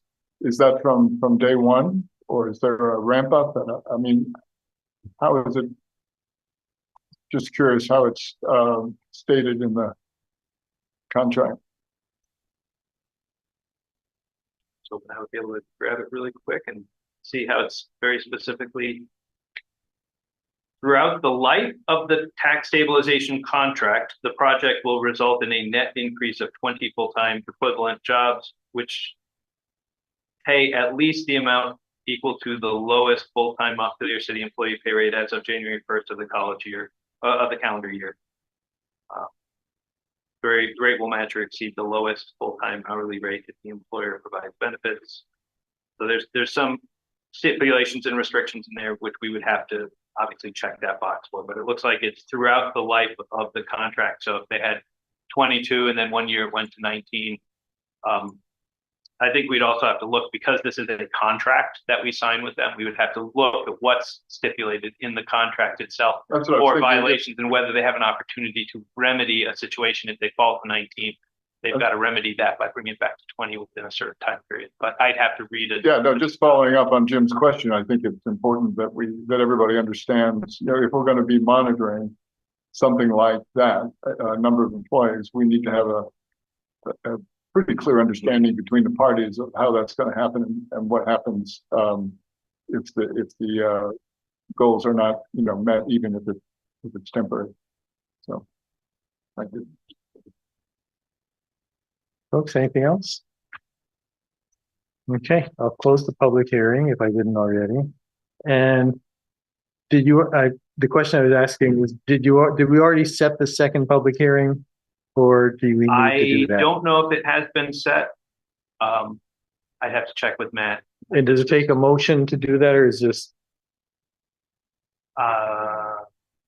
I've never done tax stable. It's been so rare that we've done tax stabilizations. I don't know specifically our process, but if you want, you can set it for the next meeting. Well, the next meeting is the orientation. Meeting, I don't know if we want it on the orientation. It probably isn't a long agenda item, but we also would move it to the 25th. Probably better to put it on the 25th. I would recommend you make a motion. Yeah. So we want to make a motion to set a second public hearing for the March 25th meeting. Set a second public hearing on the tax stabilization proposal for March 25th. Yep. Second. Any discussion? All those in favor signify by saying aye. Aye. Aye. Any opposed? All right, thank you. Moving along. Montpelier Community Fund Board, reappointment. One vacancy, one application. Dan Groberg is asking to be reappointed, and I do not see him online. Somebody want to make a motion to? Okay, sorry, Jim. I just want to say, well, I recommend him totally. Because I'm a board member, I'm going to recuse myself from voting on this. Okay, thanks, Jim. So does somebody want to make a motion to reappoint Dan to the Community Fund Board? Reappoint Dan Groberg to the Community Fund Board. Thank you. Any discussion? Just a note that the community fund applications are open, pending obviously approval at town meeting day of that budget for the forthcoming year, but interested parties can look to that application form now. Thanks. And Jim, your hand is still up. Were you going to say something else, or is that just a holdover? Okay, thanks. Don't need any further discussion except to heap praise on Dan for all the good things he does in the city. All those in favor signify by saying aye. Aye. Aye. Any opposed? Okay. Moving to item 12, update on the Country Club Road subcommittee. Adrian, are you taking this?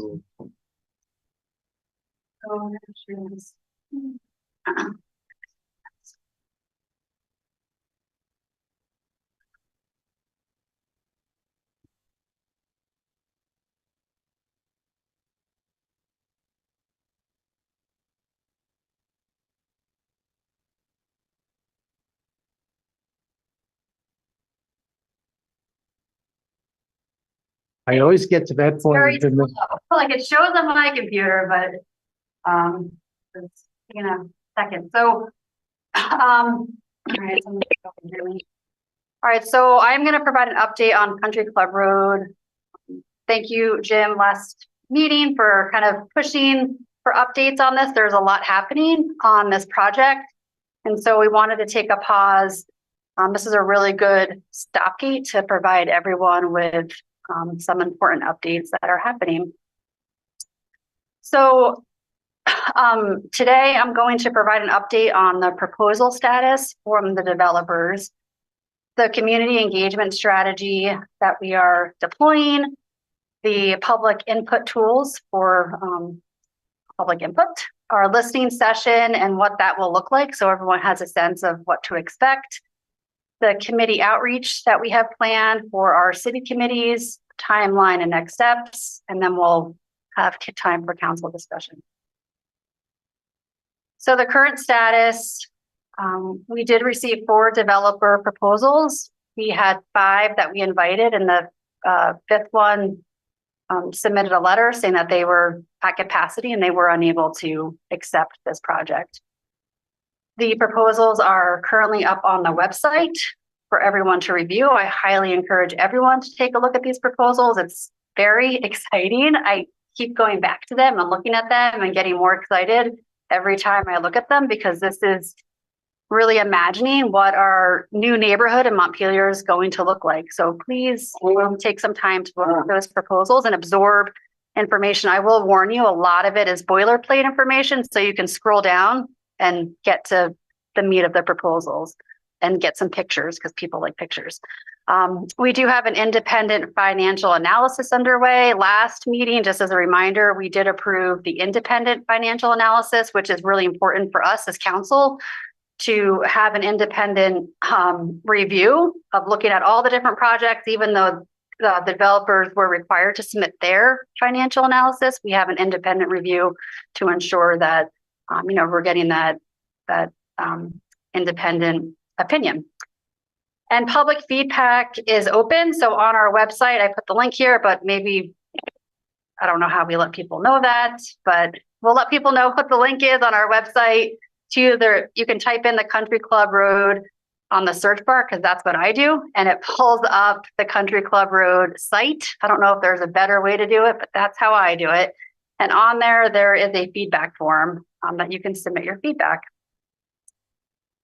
So we really want to focus on community engagement. We want to take a proactive approach to making sure that everyone in our community knows that the proposals are out there. We want to give everyone an opportunity to provide input. And so we're taking a multi-pronged approach, looking at all different ways of accessibility, making sure that people have the opportunity and really different ways to engage based on where they're at and how they want to participate. So our goals for this plan is transparency and trust, making sure that everybody understands and really trusts in the process, to gather perspectives and the priorities from our community, to identify concerns and questions, and really to inform the subcommittee on our deliberations as we work through the matrix of all of these proposals.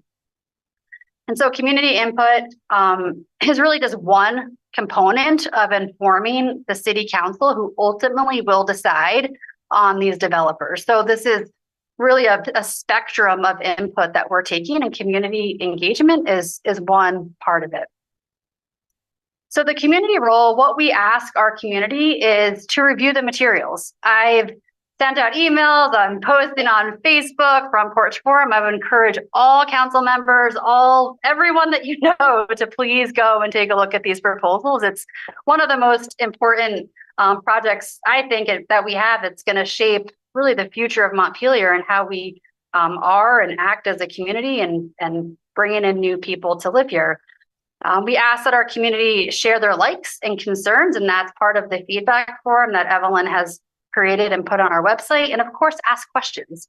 Ask questions of us, and if we don't know the answer right off, we will be sure to investigate and get back to you with the answers. So it's really important to clarify expectations. Government, public, what is everyone's roles? And I think once we clarify expectations, hopefully it'll make the public's role much easier. So what we are asking is what I said, is to provide input, ask questions, kind of be curious about this new neighborhood. On the other side of it, what are we not asking, right? You got to look at the both sides of it. So we're not asking the community to choose a developer. We're not asking our community members to vote on a proposal, and we're not asking our community members to make any final decisions. That is in the hands of the city council. That is why you elect us, to make these important decisions and to vote on a final developer, which will happen in April. But we love your input. We are here to serve the public. We love to hear what you have to say, what you like, what you don't like, and what your questions are. That helps us as a city council, make our decisions. So there's multiple ways to participate in this community engagement process.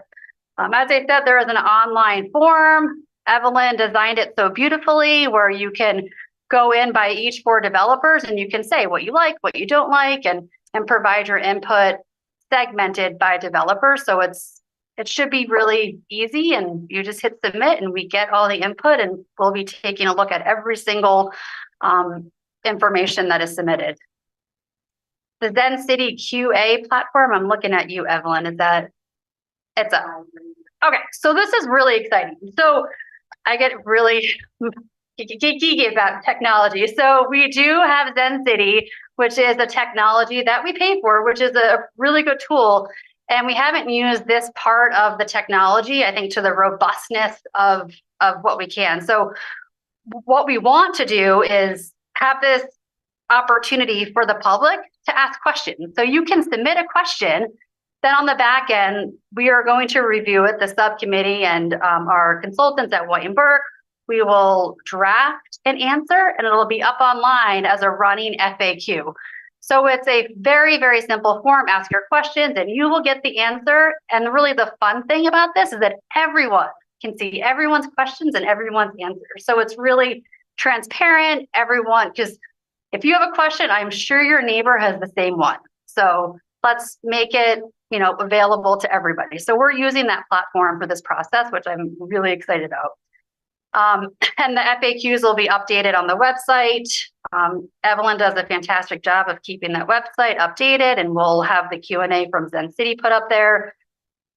Another really fun thing, it's all about fun tonight. It's 8:15 on a Wednesday night. So one of I think this is really cool, is to have a video, right? Because everyone learns in different ways. Some people like to read 40 pages of proposals. I particularly don't, because I don't process information that way. I would love to watch a video. And so our consultants working with city staff are putting together I have no idea how long it's going to be. I saw the outline today, and it could be anywhere between 10 to 20 minutes. But they're working on a video that just tells you, here's the 4 proposals, here's what's in them. There's no opinion in that video. It's really laying it out in the facts so that you can really enjoy learning about these proposals in a video format. So that should be coming soon. It'll be posted up on the website. And we're going to be using that video in committee. So I'm going to just remember the video description, because I'm coming back to that. And then on March 12th, we are having a listening session, which I'll give you the details about that in a second. So once again, just to reiterate, we do have online resources. The 4 proposals are up there. We have the input form, the Zen City Q&A, which I described, the FAQ page. The process video is going to be up there for everyone's viewing enjoyment. And we have the deadline set for March 13th, 2026 at 5 p.m. So all your input should be the talking points.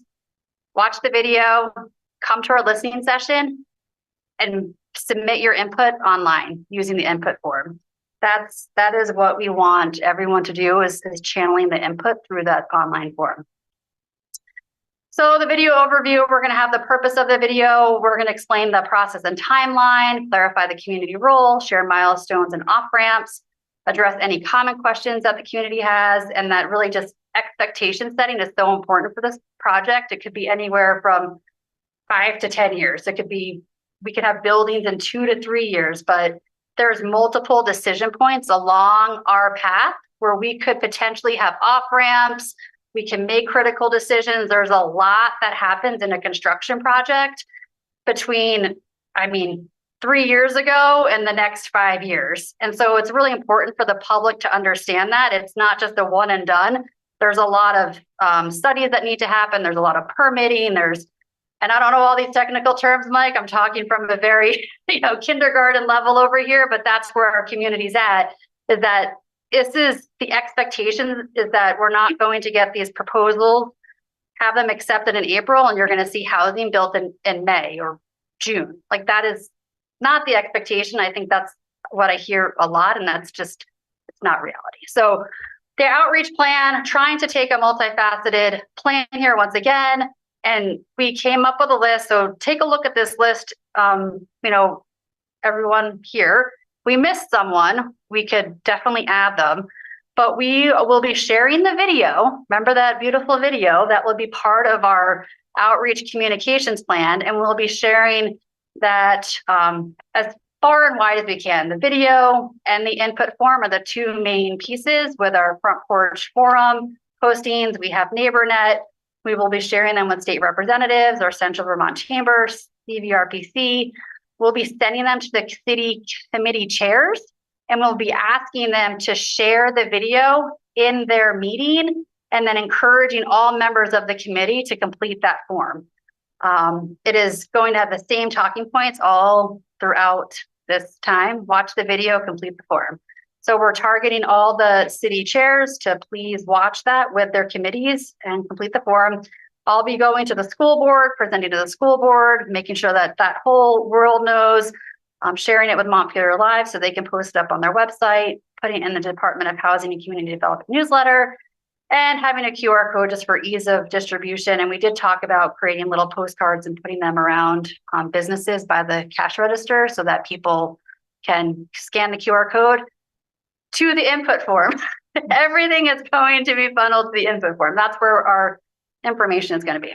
So please mark your calendars, March 12th, 6 to 8 p.m. at the Montpelier High School. We are going to host a community forum, and we're going to spread this as far as wide as possible. This is our in-person opportunity. So for folks that don't want to go through the proposals online, that the video is kind of boring and they don't want to sit and watch it, this is the time to interact with humans and ask questions and feel that community, engagement. So please, encourage everyone to come March 12th.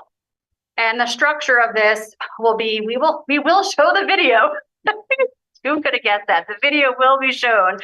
So we will show that video as the overview, as the foundation of what, we're trying to keep this as consistent as possible. We will talk about the community role, what the expectations of the community is. We'll have table discussions. We're going to put the pictures of the proposals on easels. So we'll have 4 easels spread around the cafeteria and the high school. We will have folks at each of those boards we're not going to engage in discussion. We'll be taking questions because not everyone is experts in all of these proposals. So we don't want to share information, but we will have Post-its where we will collect their likes, their dislikes. We will collect questions in a Post-it format. So if folks don't want to go on a computer, they don't want to, complete that online form, we can collect it in written form too and input it into the form ourselves. Once again, we'll have the QR code for submissions for ease. And we can also have a computer there that day in case, just for access, if someone wants to complete the input form during that time. Trying to make this as easy as possible. Facilitation, Mike, Matt, Brian, and we'll have one more person. I put TBD, I don't know who that is, but maybe one of the subcommittees will be there. Maybe Kelly could be there just to facilitate and from a staffing perspective, be there to, kind of get things set up. And then Sal, Ben, and myself, part of the subcommittee, we will be there. And of course, all council, everyone is welcome to attend. You should all come and attend this wonderful event. We will have a prep meeting on March 11th to really finalize the facilitation for this. And we'll have talking points and some FAQ guidance for that event coming up. And so documentation, all the feedback will be captured. As I said, we'll have Post-its that people want to write stuff down, they can do that. Orca Media will be there reporting the presentation portion of it. The facilitators will have summaries, and all this will be integrated with the online form. Everything is going to the form. That's where it is funneling. So timeline, the proposals were received on February 18th. Our public input, it's a pretty short amount of time, especially when the school break is right now and a lot of people are gone between now and next Wednesday. So I would say after next Wednesday, let's do a big push when folks are back from break, because the public period ends March 13th. Our public input session is March 12th. The deadline is the 13th at 5 o'clock. So it's really kind of a condensed timeline, but I think if we, stick to our communications plan, we can get out there and get as many audience members engaged and involved as possible. We'll have our listening session on the 12th. The input closes on the 13th. Then between the 16th and April 3rd, the city may hold interviews with selected proposals. We still have to decide what that process looks like in terms of interviews. And then on April 22nd, the city council will vote on a developer to engage in a development agreement to start the whole next process, which I don't know what that is, but I'm sure it's very complicated and convoluted and a multi-year process. But April 22nd is a big day when we choose the developer and we kickstart the whole next phase of this process.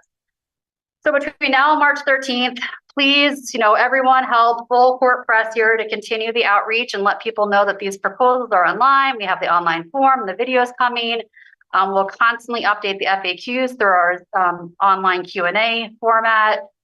We will prepare for the listening session. We're going to support the committee meetings. As I said, we have a list of committees. We'll be sending the video, the form, kind of making sure everyone is aware, and we'll monitor the Zen City questions and the review process. The city staff and the subcommittee were reviewing the proposals, and we have a meeting tomorrow, which will be looking at the matrix to go through the selection process. And you can see the criteria. It's all online. Based on that criteria, that is how we're doing the matrix to go through the review process. So that is important. It's all out there. You can take a look at it, how we're going to be reviewing these proposals. So in closing, our commitment is to, have this process be as transparent as possible. I think to be as equitable and accessible to everyone to participate is really important, to really have a meaningful engagement process and a thoughtful evaluation of the proposals, and to have clear communication of next steps. And so that is my overview of where we are. Thank you. That's a lot. This is great. Thanks, Adrian. Jim, you've got your hand up first. Adrian, that was an awesome presentation. Thank you so much. I also want to thank the committee for granting my request to put out some transparency to the public. I think this is great. How you've chosen how to do it. It's awesome. And just one question now. People asking questions. Are they required to submit a name? Can it be anonymous or both? Evelyn is telling me that it is set up to be anonymous. Okay, awesome. Thanks again. Great job, the three of you. Awesome. So Yeah, thanks, Adrian. That was Yeah, I'm sure I missed something. no, very, very exciting and energetic presentation. I just wanted to talk a little bit about the deadline. The deadline of March 13th is, it's a real deadline, but it's kind of a soft deadline. The reason it's there is that beginning the following week, we're going to start sending questions to the developers. In fact, we're already doing that and interviewing developers. And the more input we have before that time, the better able we'll be to tease out the information we need, and that the community is telling us they'd like to get from the developers themselves. So I don't know whether the form will shut down on the 13th, but you can certainly email me if you want to on the 14th or thereafter. But the earlier we get the input, the better able we'll be to address people's questions and concerns with the developers over the next 2 weeks. As we're pushing toward this April 22nd decision, there's not a lot of time between now and then. we'll also, we need the input also because once we choose a developer, assuming we're able to do that, the development agreement is where we can make adjustments. I mean, what we have in the proposals is what the developers think we want. You know, we gave them an RFP. They've interpreted it and they've presented their vision of what we want. But we need to know where they missed the mark. If people think they missed the mark, what's missing, what's there that we wish wasn't there. So we need comments about everything people have concerns or questions about, so that when it comes time to hammer out that development agreement, we have all the information we need to do the best job, you know, of meeting the community's vision for what's going to happen up there. Okay. Adrian, that was awesome in like the biblical sense. I mean, but I also just want to say, I think it's really important to pause here and like recognize that we got like 4 serious proposals from serious people, right? Which I think we should take as a vote of confidence in the work that we've done to get to this point. You know, these people did not spend their time and money putting together these proposals because they think this is a foolish idea. At least recognize it as the opportunity that it is. And I'm just really glad that we're going to be able to have a kind of community-wide conversation that takes it seriously. And then just the last thing I do want to say is, I love the pictures. I love looking at the pictures. But I also want people to like ask questions about the map, right? Like I think that it really is will come down to pretty pictures and math, right? And so let's make sure that we dig into that, and even the boilerplate stuff. Yeah, it's boilerplate, but boilerplate's important. It shows like a history of what people have accomplished and done, and you know who's on their team and all of those kinds of things. So I would really encourage folks to dive deep into these. There's certainly the opportunity to do so. They're very rich. But I most importantly, I just want to acknowledge the work of staff, council, before and now to get us to this point, because it's real. Yeah, I'll jump in. Great presentation, just amazing amount of work. I really appreciate everything that you on the subcommittee did to put into this on top of all your other city council work and your day jobs. And I think it's just a great thing overall. I have a couple of comments or questions. One is for members of the public who are looking for an accessible way into what's been proposed. The Montpelier Bridge has an article that's online now that describes in a few pages all the proposals. And I haven't gone through it word by word to see how it matches up with the proposals, but I think it's a good entry into what's been proposed. I would really encourage us to, as much as possible, have an opportunity for paper inputs, because there are people who can't deal with, for whatever reason, can't deal with going to a computer and putting that in. And then last thing is a very small thing. Farmers market is going first and third Saturdays of each month. If there's a way to get set up at the farmers market to go where people are and set up the displays and get input from people there too, I think that's a great opportunity, because we all know thousands of people go to the farmers market.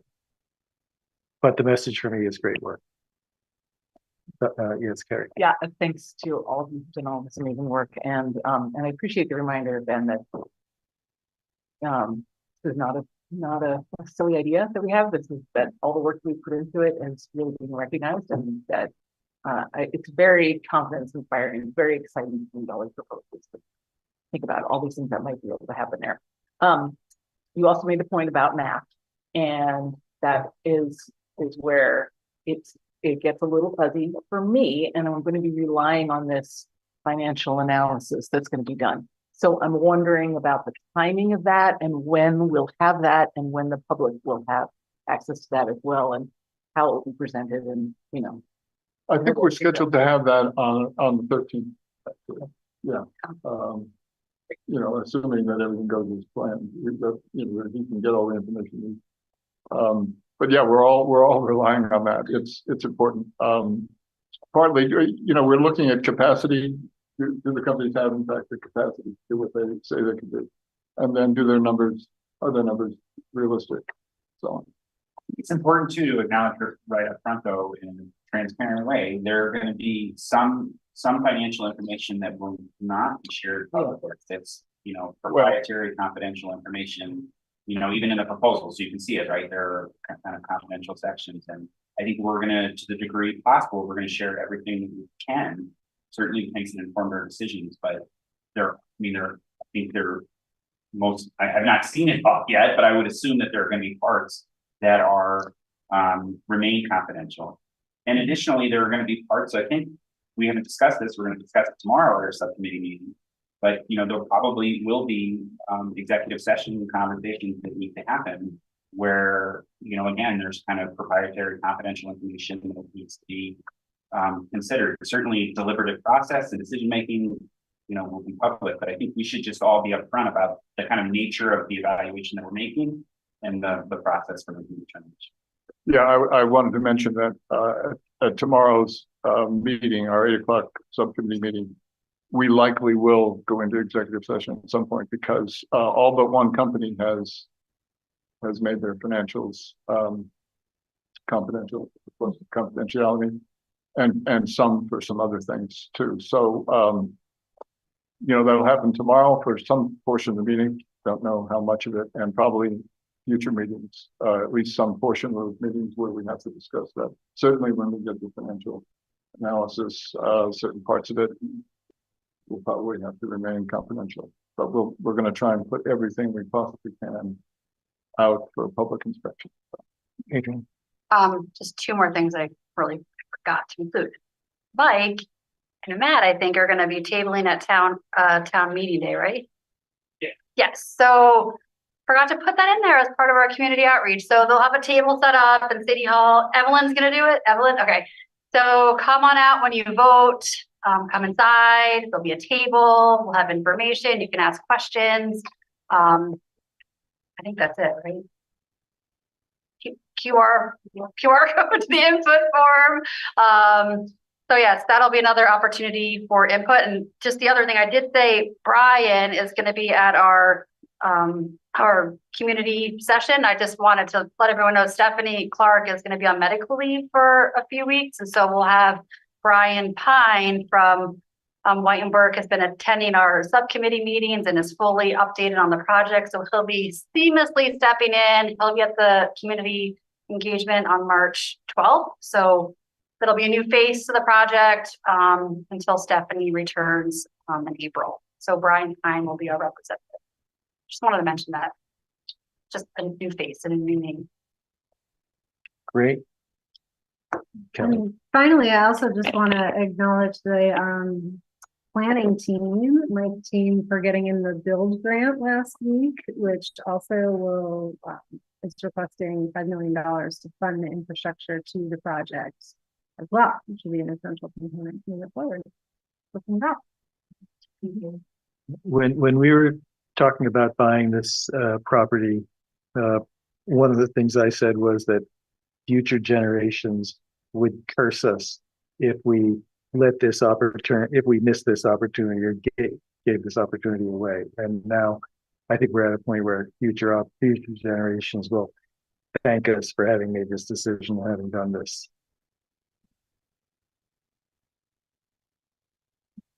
All right.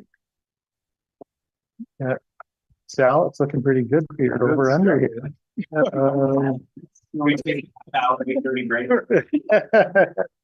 City council reports. You can start.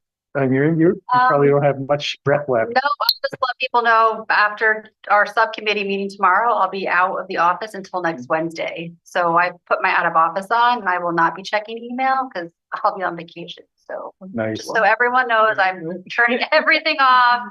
and I will not be responding. Wait for next one. Carrie, before you go, I was just reminded that we have a time for public comment at this point too. Is there any public comment at this point? In the room or online, Steve? Sure, I'll speak about Country Club Road because I covered it before. This is to compress this article, you know, the statement that we will be voting. It's like, that's not a unilateral decision. That this is a bypass of the public's process to engage in community planning. This was supposed to have been done in the Montpelier City Plan. It was not. It was taken away from the Planning Commission. It was supposed to be done in the Whitenburg Phase 2 Community Master Planning process, as recommended in the report that we paid for. Then it was substituted and taken away from a mess to basically force the public to only respond to those proposals while you've got massive traffic, unknown traffic issues with Country Club Road, with massive brownfield issues. It's just reckless. It's irresponsible, and it's denying the public our right to do a moderated, slow, methodical planning process.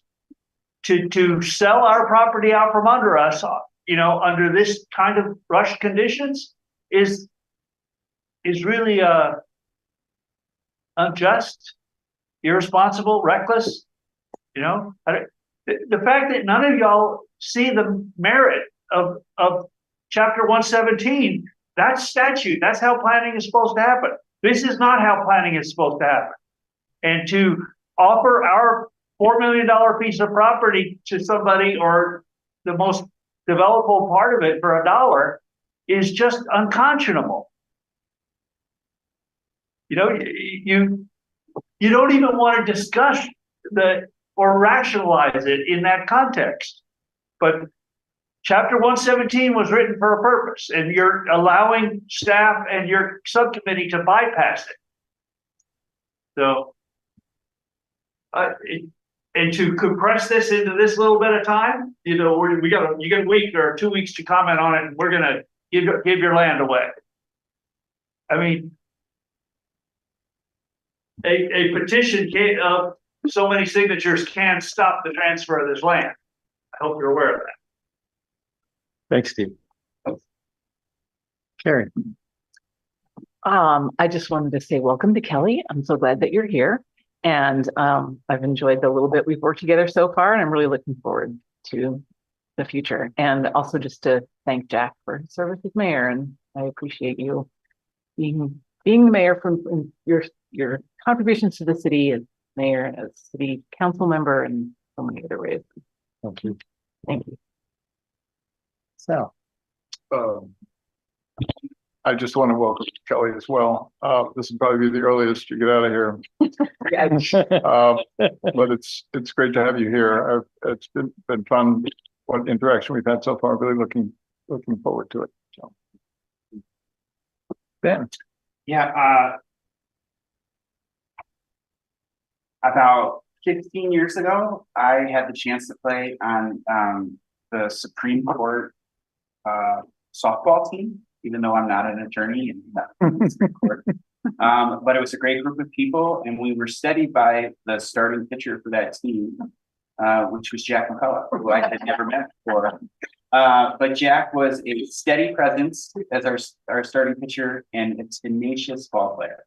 There were more than one time I cringed as I saw him diving for first base. And I just have seen that kind of same steadiness and tenaciousness here in my time with Jack. I just want to acknowledge your service, Jack. You know, I haven't always agreed with you. But when I think about what you face as mayor in this city, COVID, police reform, a flood, a new city manager, and Country Club Road, that's really one of the most consequential mayoral terms in a generation. And I just want to thank you for your service to the city and for all you do. Thanks, Ben. And welcome, Kelly. Yeah. Jim. Just want to say welcome, Kelly, and I need to go make a health call. So I'm going to cut out at this point, but great presentation, Adrian. Thank you very much for doing it. Thanks, Jim. Jim. Mayor's report. Well, I have a couple of things to talk about. One is as an update on the lawsuit of Stephen Whitaker versus City of Montpelier et al. We received a decision from the court on February 23rd, and that decision does a couple of things. One, it dismisses the claims that were personal to me from the case, and that was something we knew was going to happen because it's mandated by state law. Second, with regard to the claims in the case, the count 3, which related to this sole source contract, and count 4, which relates to state environmental rules, essentially. In both cases, the court found that there's no basis for a private individual, such as the plaintiff, to go to court to order the relief that he was requesting. And so counts 3 and count 4 were dismissed. Count 1, the open meetings law count, and count 2, the Public Records Act count, were not dismissed. No, the court may have no opinion as to the merits of those claims, and we will have to be litigating those claims in the future. We're confident in the outcome. The other thing I will mention regarding litigation, and I realize I should have mentioned this a while back, is that you all may remember that there were a couple of meetings in which Mr. Whitaker made a big show of walking up to the front of the room and plopping stacks of papers in front of me and in front of the city clerk, claiming that we had been served.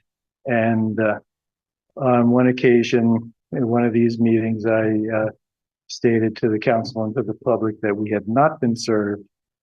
And in response to that, Mr. Whitaker filed a bar complaint against me, saying that I had been dishonest in asserting that we had not been served. And the day I received the bar complaint from the bar council, the bar complaint was dismissed as having no merit. So that's the first item on the Whitaker case. There's obviously going to be more to come about that. Second, I encourage everybody to pick up the annual report and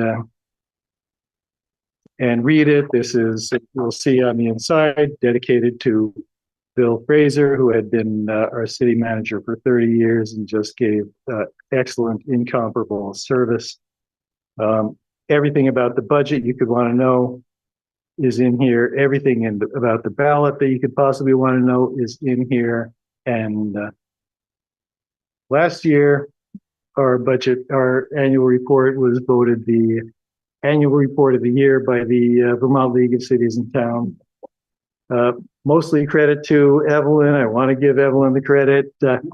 This year, I think it's even better. And one of the things that makes it even better is that we have color on the inside. Wow. So get out there and read this. There's a lot of valuable information in there. Third, just want to reflect a little bit. I think, Ben, I think you're right. This has been just the most concentrated and condensed set of challenges that the city has faced in the 8 years that I've been here, with COVID, the flood, another flood, fire, homelessness. All of these have had terrible impacts on our budget. And I think we can be proud of how the city responded to these challenges. And a lot of what enabled us to do this and have an effective response to these challenges has been all the employees of the city. I start with Bill Fraser, worked for us for 30 years. Kelly Murphy, Chris Lumbra, and Evelyn Prim, all of whom stepped up when we really needed somebody great to to manage the city's operations. But beyond that, all the department heads, every department we have has more work to do than they have the resources to use them, and the department heads provide great leadership for the departments, carrying out the demands that we as city council place on them. And that goes for all the city employees. Our city employees mobilized to respond to the flood. Our city employees from Public Works are out there knee deep in water to deal with the water main breaks. They're out there night and day plowing, and this year especially, it's been a lot.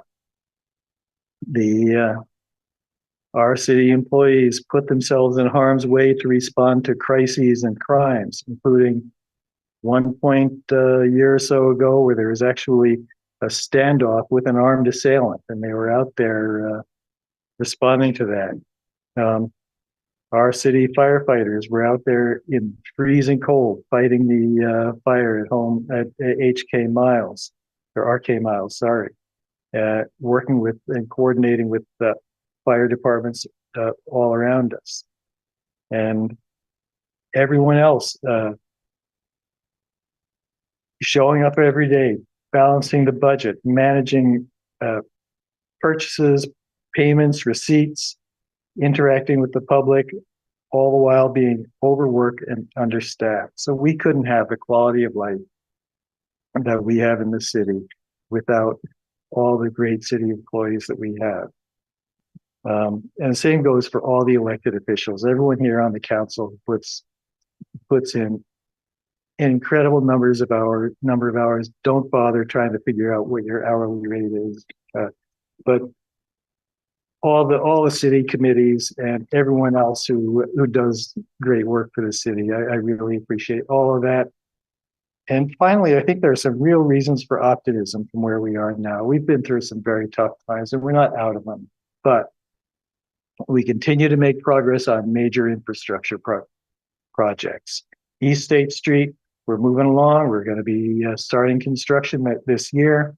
The Water Resource Recovery Facility at Home Farm Way, which we just heard about tonight. All of these are going to be great projects that are really going to make a difference for the city. We're making major progress on housing, Country Club Road, which we heard about tonight.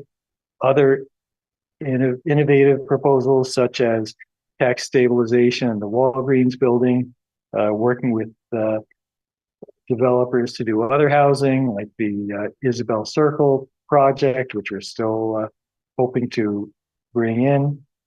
And finally, we have taken steps just in the past few months, and I hope even when I'm gone, you'll continue it, to move back to a culture of civility and open communication, which will benefit everyone in our community, because we need to get away from the poisonous tone that we have had, and I think we're going to do that. And I think everyone on council is committed to doing that. So, thank you to everyone. It's been great for doing this. Thank you. All right, that brings us to clerk's report. Couple of things. First of all, welcome to the board. And Jack, it's been a pleasure. I'll be seeing plenty of you though, so you still got you for the BCA and the DOA. Yep. Still chair. Still chair that, yep. And it's, I should mention that Jack is the one who talked me into running for city clerk. 14 years ago. Never regretted it. You may have. Just to note, if you're curious about how the election's going, it's going very, very slowly. We have very low turnout so far. The numbers, the ratios, which have always been pretty consistent, stay true. We're going to have a very low turnout annual city meeting. So I encourage people to come out and vote so that we don't look bad. I don't know why that is. It's interesting. But anyways, that's it. All right, city managers report. You're first. You're my first, and I'm glad you and I overlap. Yeah, me too. I was really hoping that we would get a new city manager before I left, and I think we did a great job of picking someone. Well, thank you. Well, I'm very happy to be here. I don't know how these normally go, but I'll just report out kind of what I've worked on the last week, this week, and looking ahead as some of my initial priorities. But I was able to spend time with each of you in the last week, as well as most of the department heads. I'll be rounding out my one-on-ones with department heads here in, I think by tomorrow. I attended the District 2 listening session that also took place in this room that Sal and Palin hosted, and was able to get some feedback directly from some of the residents of that district, and enjoyed going to that. If there are similar opportunities in the district, I'm happy to be invited. Let me know. Thank you to all who connected me with individuals throughout the community. I am trying to do my best to meet as many of sort of our stakeholders, institutional leaders, et cetera, early on in my tenure here. We had some things come up last week. Again, I mentioned the Build grant, which was great. Our delegation submitted a letter of support for that as well. Those are competitive and we'll have some good stuff, so a good outcome from the federal dollars. We had a number of public records requests that came in that staff was juggling, including an appeal that I needed to respond to. Wednesday's water shut off, which was unplanned and a result of a planned repair. I think we learned from that and we're trying to communicate better. I know Public Works is looking at some improved standard operating procedures to avoid that in the future. And I've committed with Montpelier Alive to kind of better coordination with their calendars and events and our planned work. And so looking forward to figuring that out and doing better. This week we had a successful repair on Bar Street here, which was a planned maintenance that went well. The communications went well, and people know when the water shutdown was happening and then when it came back on, which is also an important thing for the public to know. We have a number of updates from departments. Our emergency shelter in City Hall has been operating a few days. So Monday night it was open, and I'm told that it is expected to be possibly be open Friday, Sunday, and Monday of this coming weekend as well, due to cold weather. The senior center here has registration opened as of Monday for 44 spring classes, and they're processing those registrations in person and online. The rec center has opened their camp registration for summer camp and swim lessons this summer as well. We received a grouping of applications for the finance director position. We had 25 people apply. And the recruiting firm that we're continuing to work with forwarded 11 for us to, Tanya and I, to review. Tanya's on vacation this week, well deserved, and during her kids' break. And so we'll look at those together next week. I am going on a tour with Alec tomorrow, around to a bunch of the parks, looking forward to that, and then meeting with our representative and Connor Casey at the State House for a tour on Friday as well. I am prioritizing getting up to speed on the fire union contract, which I understand is outstanding and which we have some timelines which we need to move forward on. And so that is on my list of things to attend to. And then for future agendas, I think one of my goals working with you all, and we'll discuss this more fully during council orientation, is to understand how we can better plan out our future agendas so that we can look ahead on the calendar for what might be coming. You all can start thinking about information and questions that you might want us to be prepared to answer as we develop those agendas. Some of the things on it, I think that it will be coming more quickly than others. Our council orientation we'll do on March 11th. I'm hoping for that to be a very engaging, interaction with you all, and working with Evelyn and new mayor to help prepare that. So I'm looking forward to having that be my first one. A zoning fee study, which I know you all have requested. Sprinkler ordinance, looking at the sprinkler requirements for housing, the parks designation that we discussed earlier. Education about the CHIP program. I've heard that from a member of you wanting to understand that better. And so I want to make sure that we're all on the same page about how that operates. The allocation of the local options tax as well is on our horizon to figure out how we wish to make that in a more formal matter. And then I think that's it for now. Oh, and we have one more just item that I circulated around to you, which was a request for a letter of support. This came to us from Montpelier Alive. They want to apply to a grant for the Vermont Arts Council Animating Infrastructure grant that would allow them to paint some of the crosswalks in the downtown area this summer. I thought since this was a pretty visible project that you would see, that it made sense to bring it forward to you and see if there's direction for the mayor to sign this letter of support on council behalf. They have been coordinating with Public Works, and Public Works has said that the final design for that will have to get approved by them. And so I want to check in with you all and see if there's any questions. They are hoping to submit this grant next week.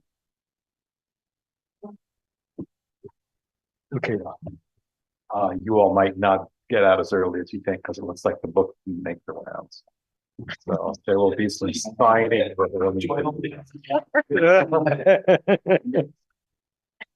All right, thank you. So I see some nodding. Any questions about that letter? We'll have prepare it on letterhead for the mayor's signature. Okay, great. Thank you. Okay, and I guess I'll say for the last time, at 8:58 p.m., we are adjourned. Thanks, everybody.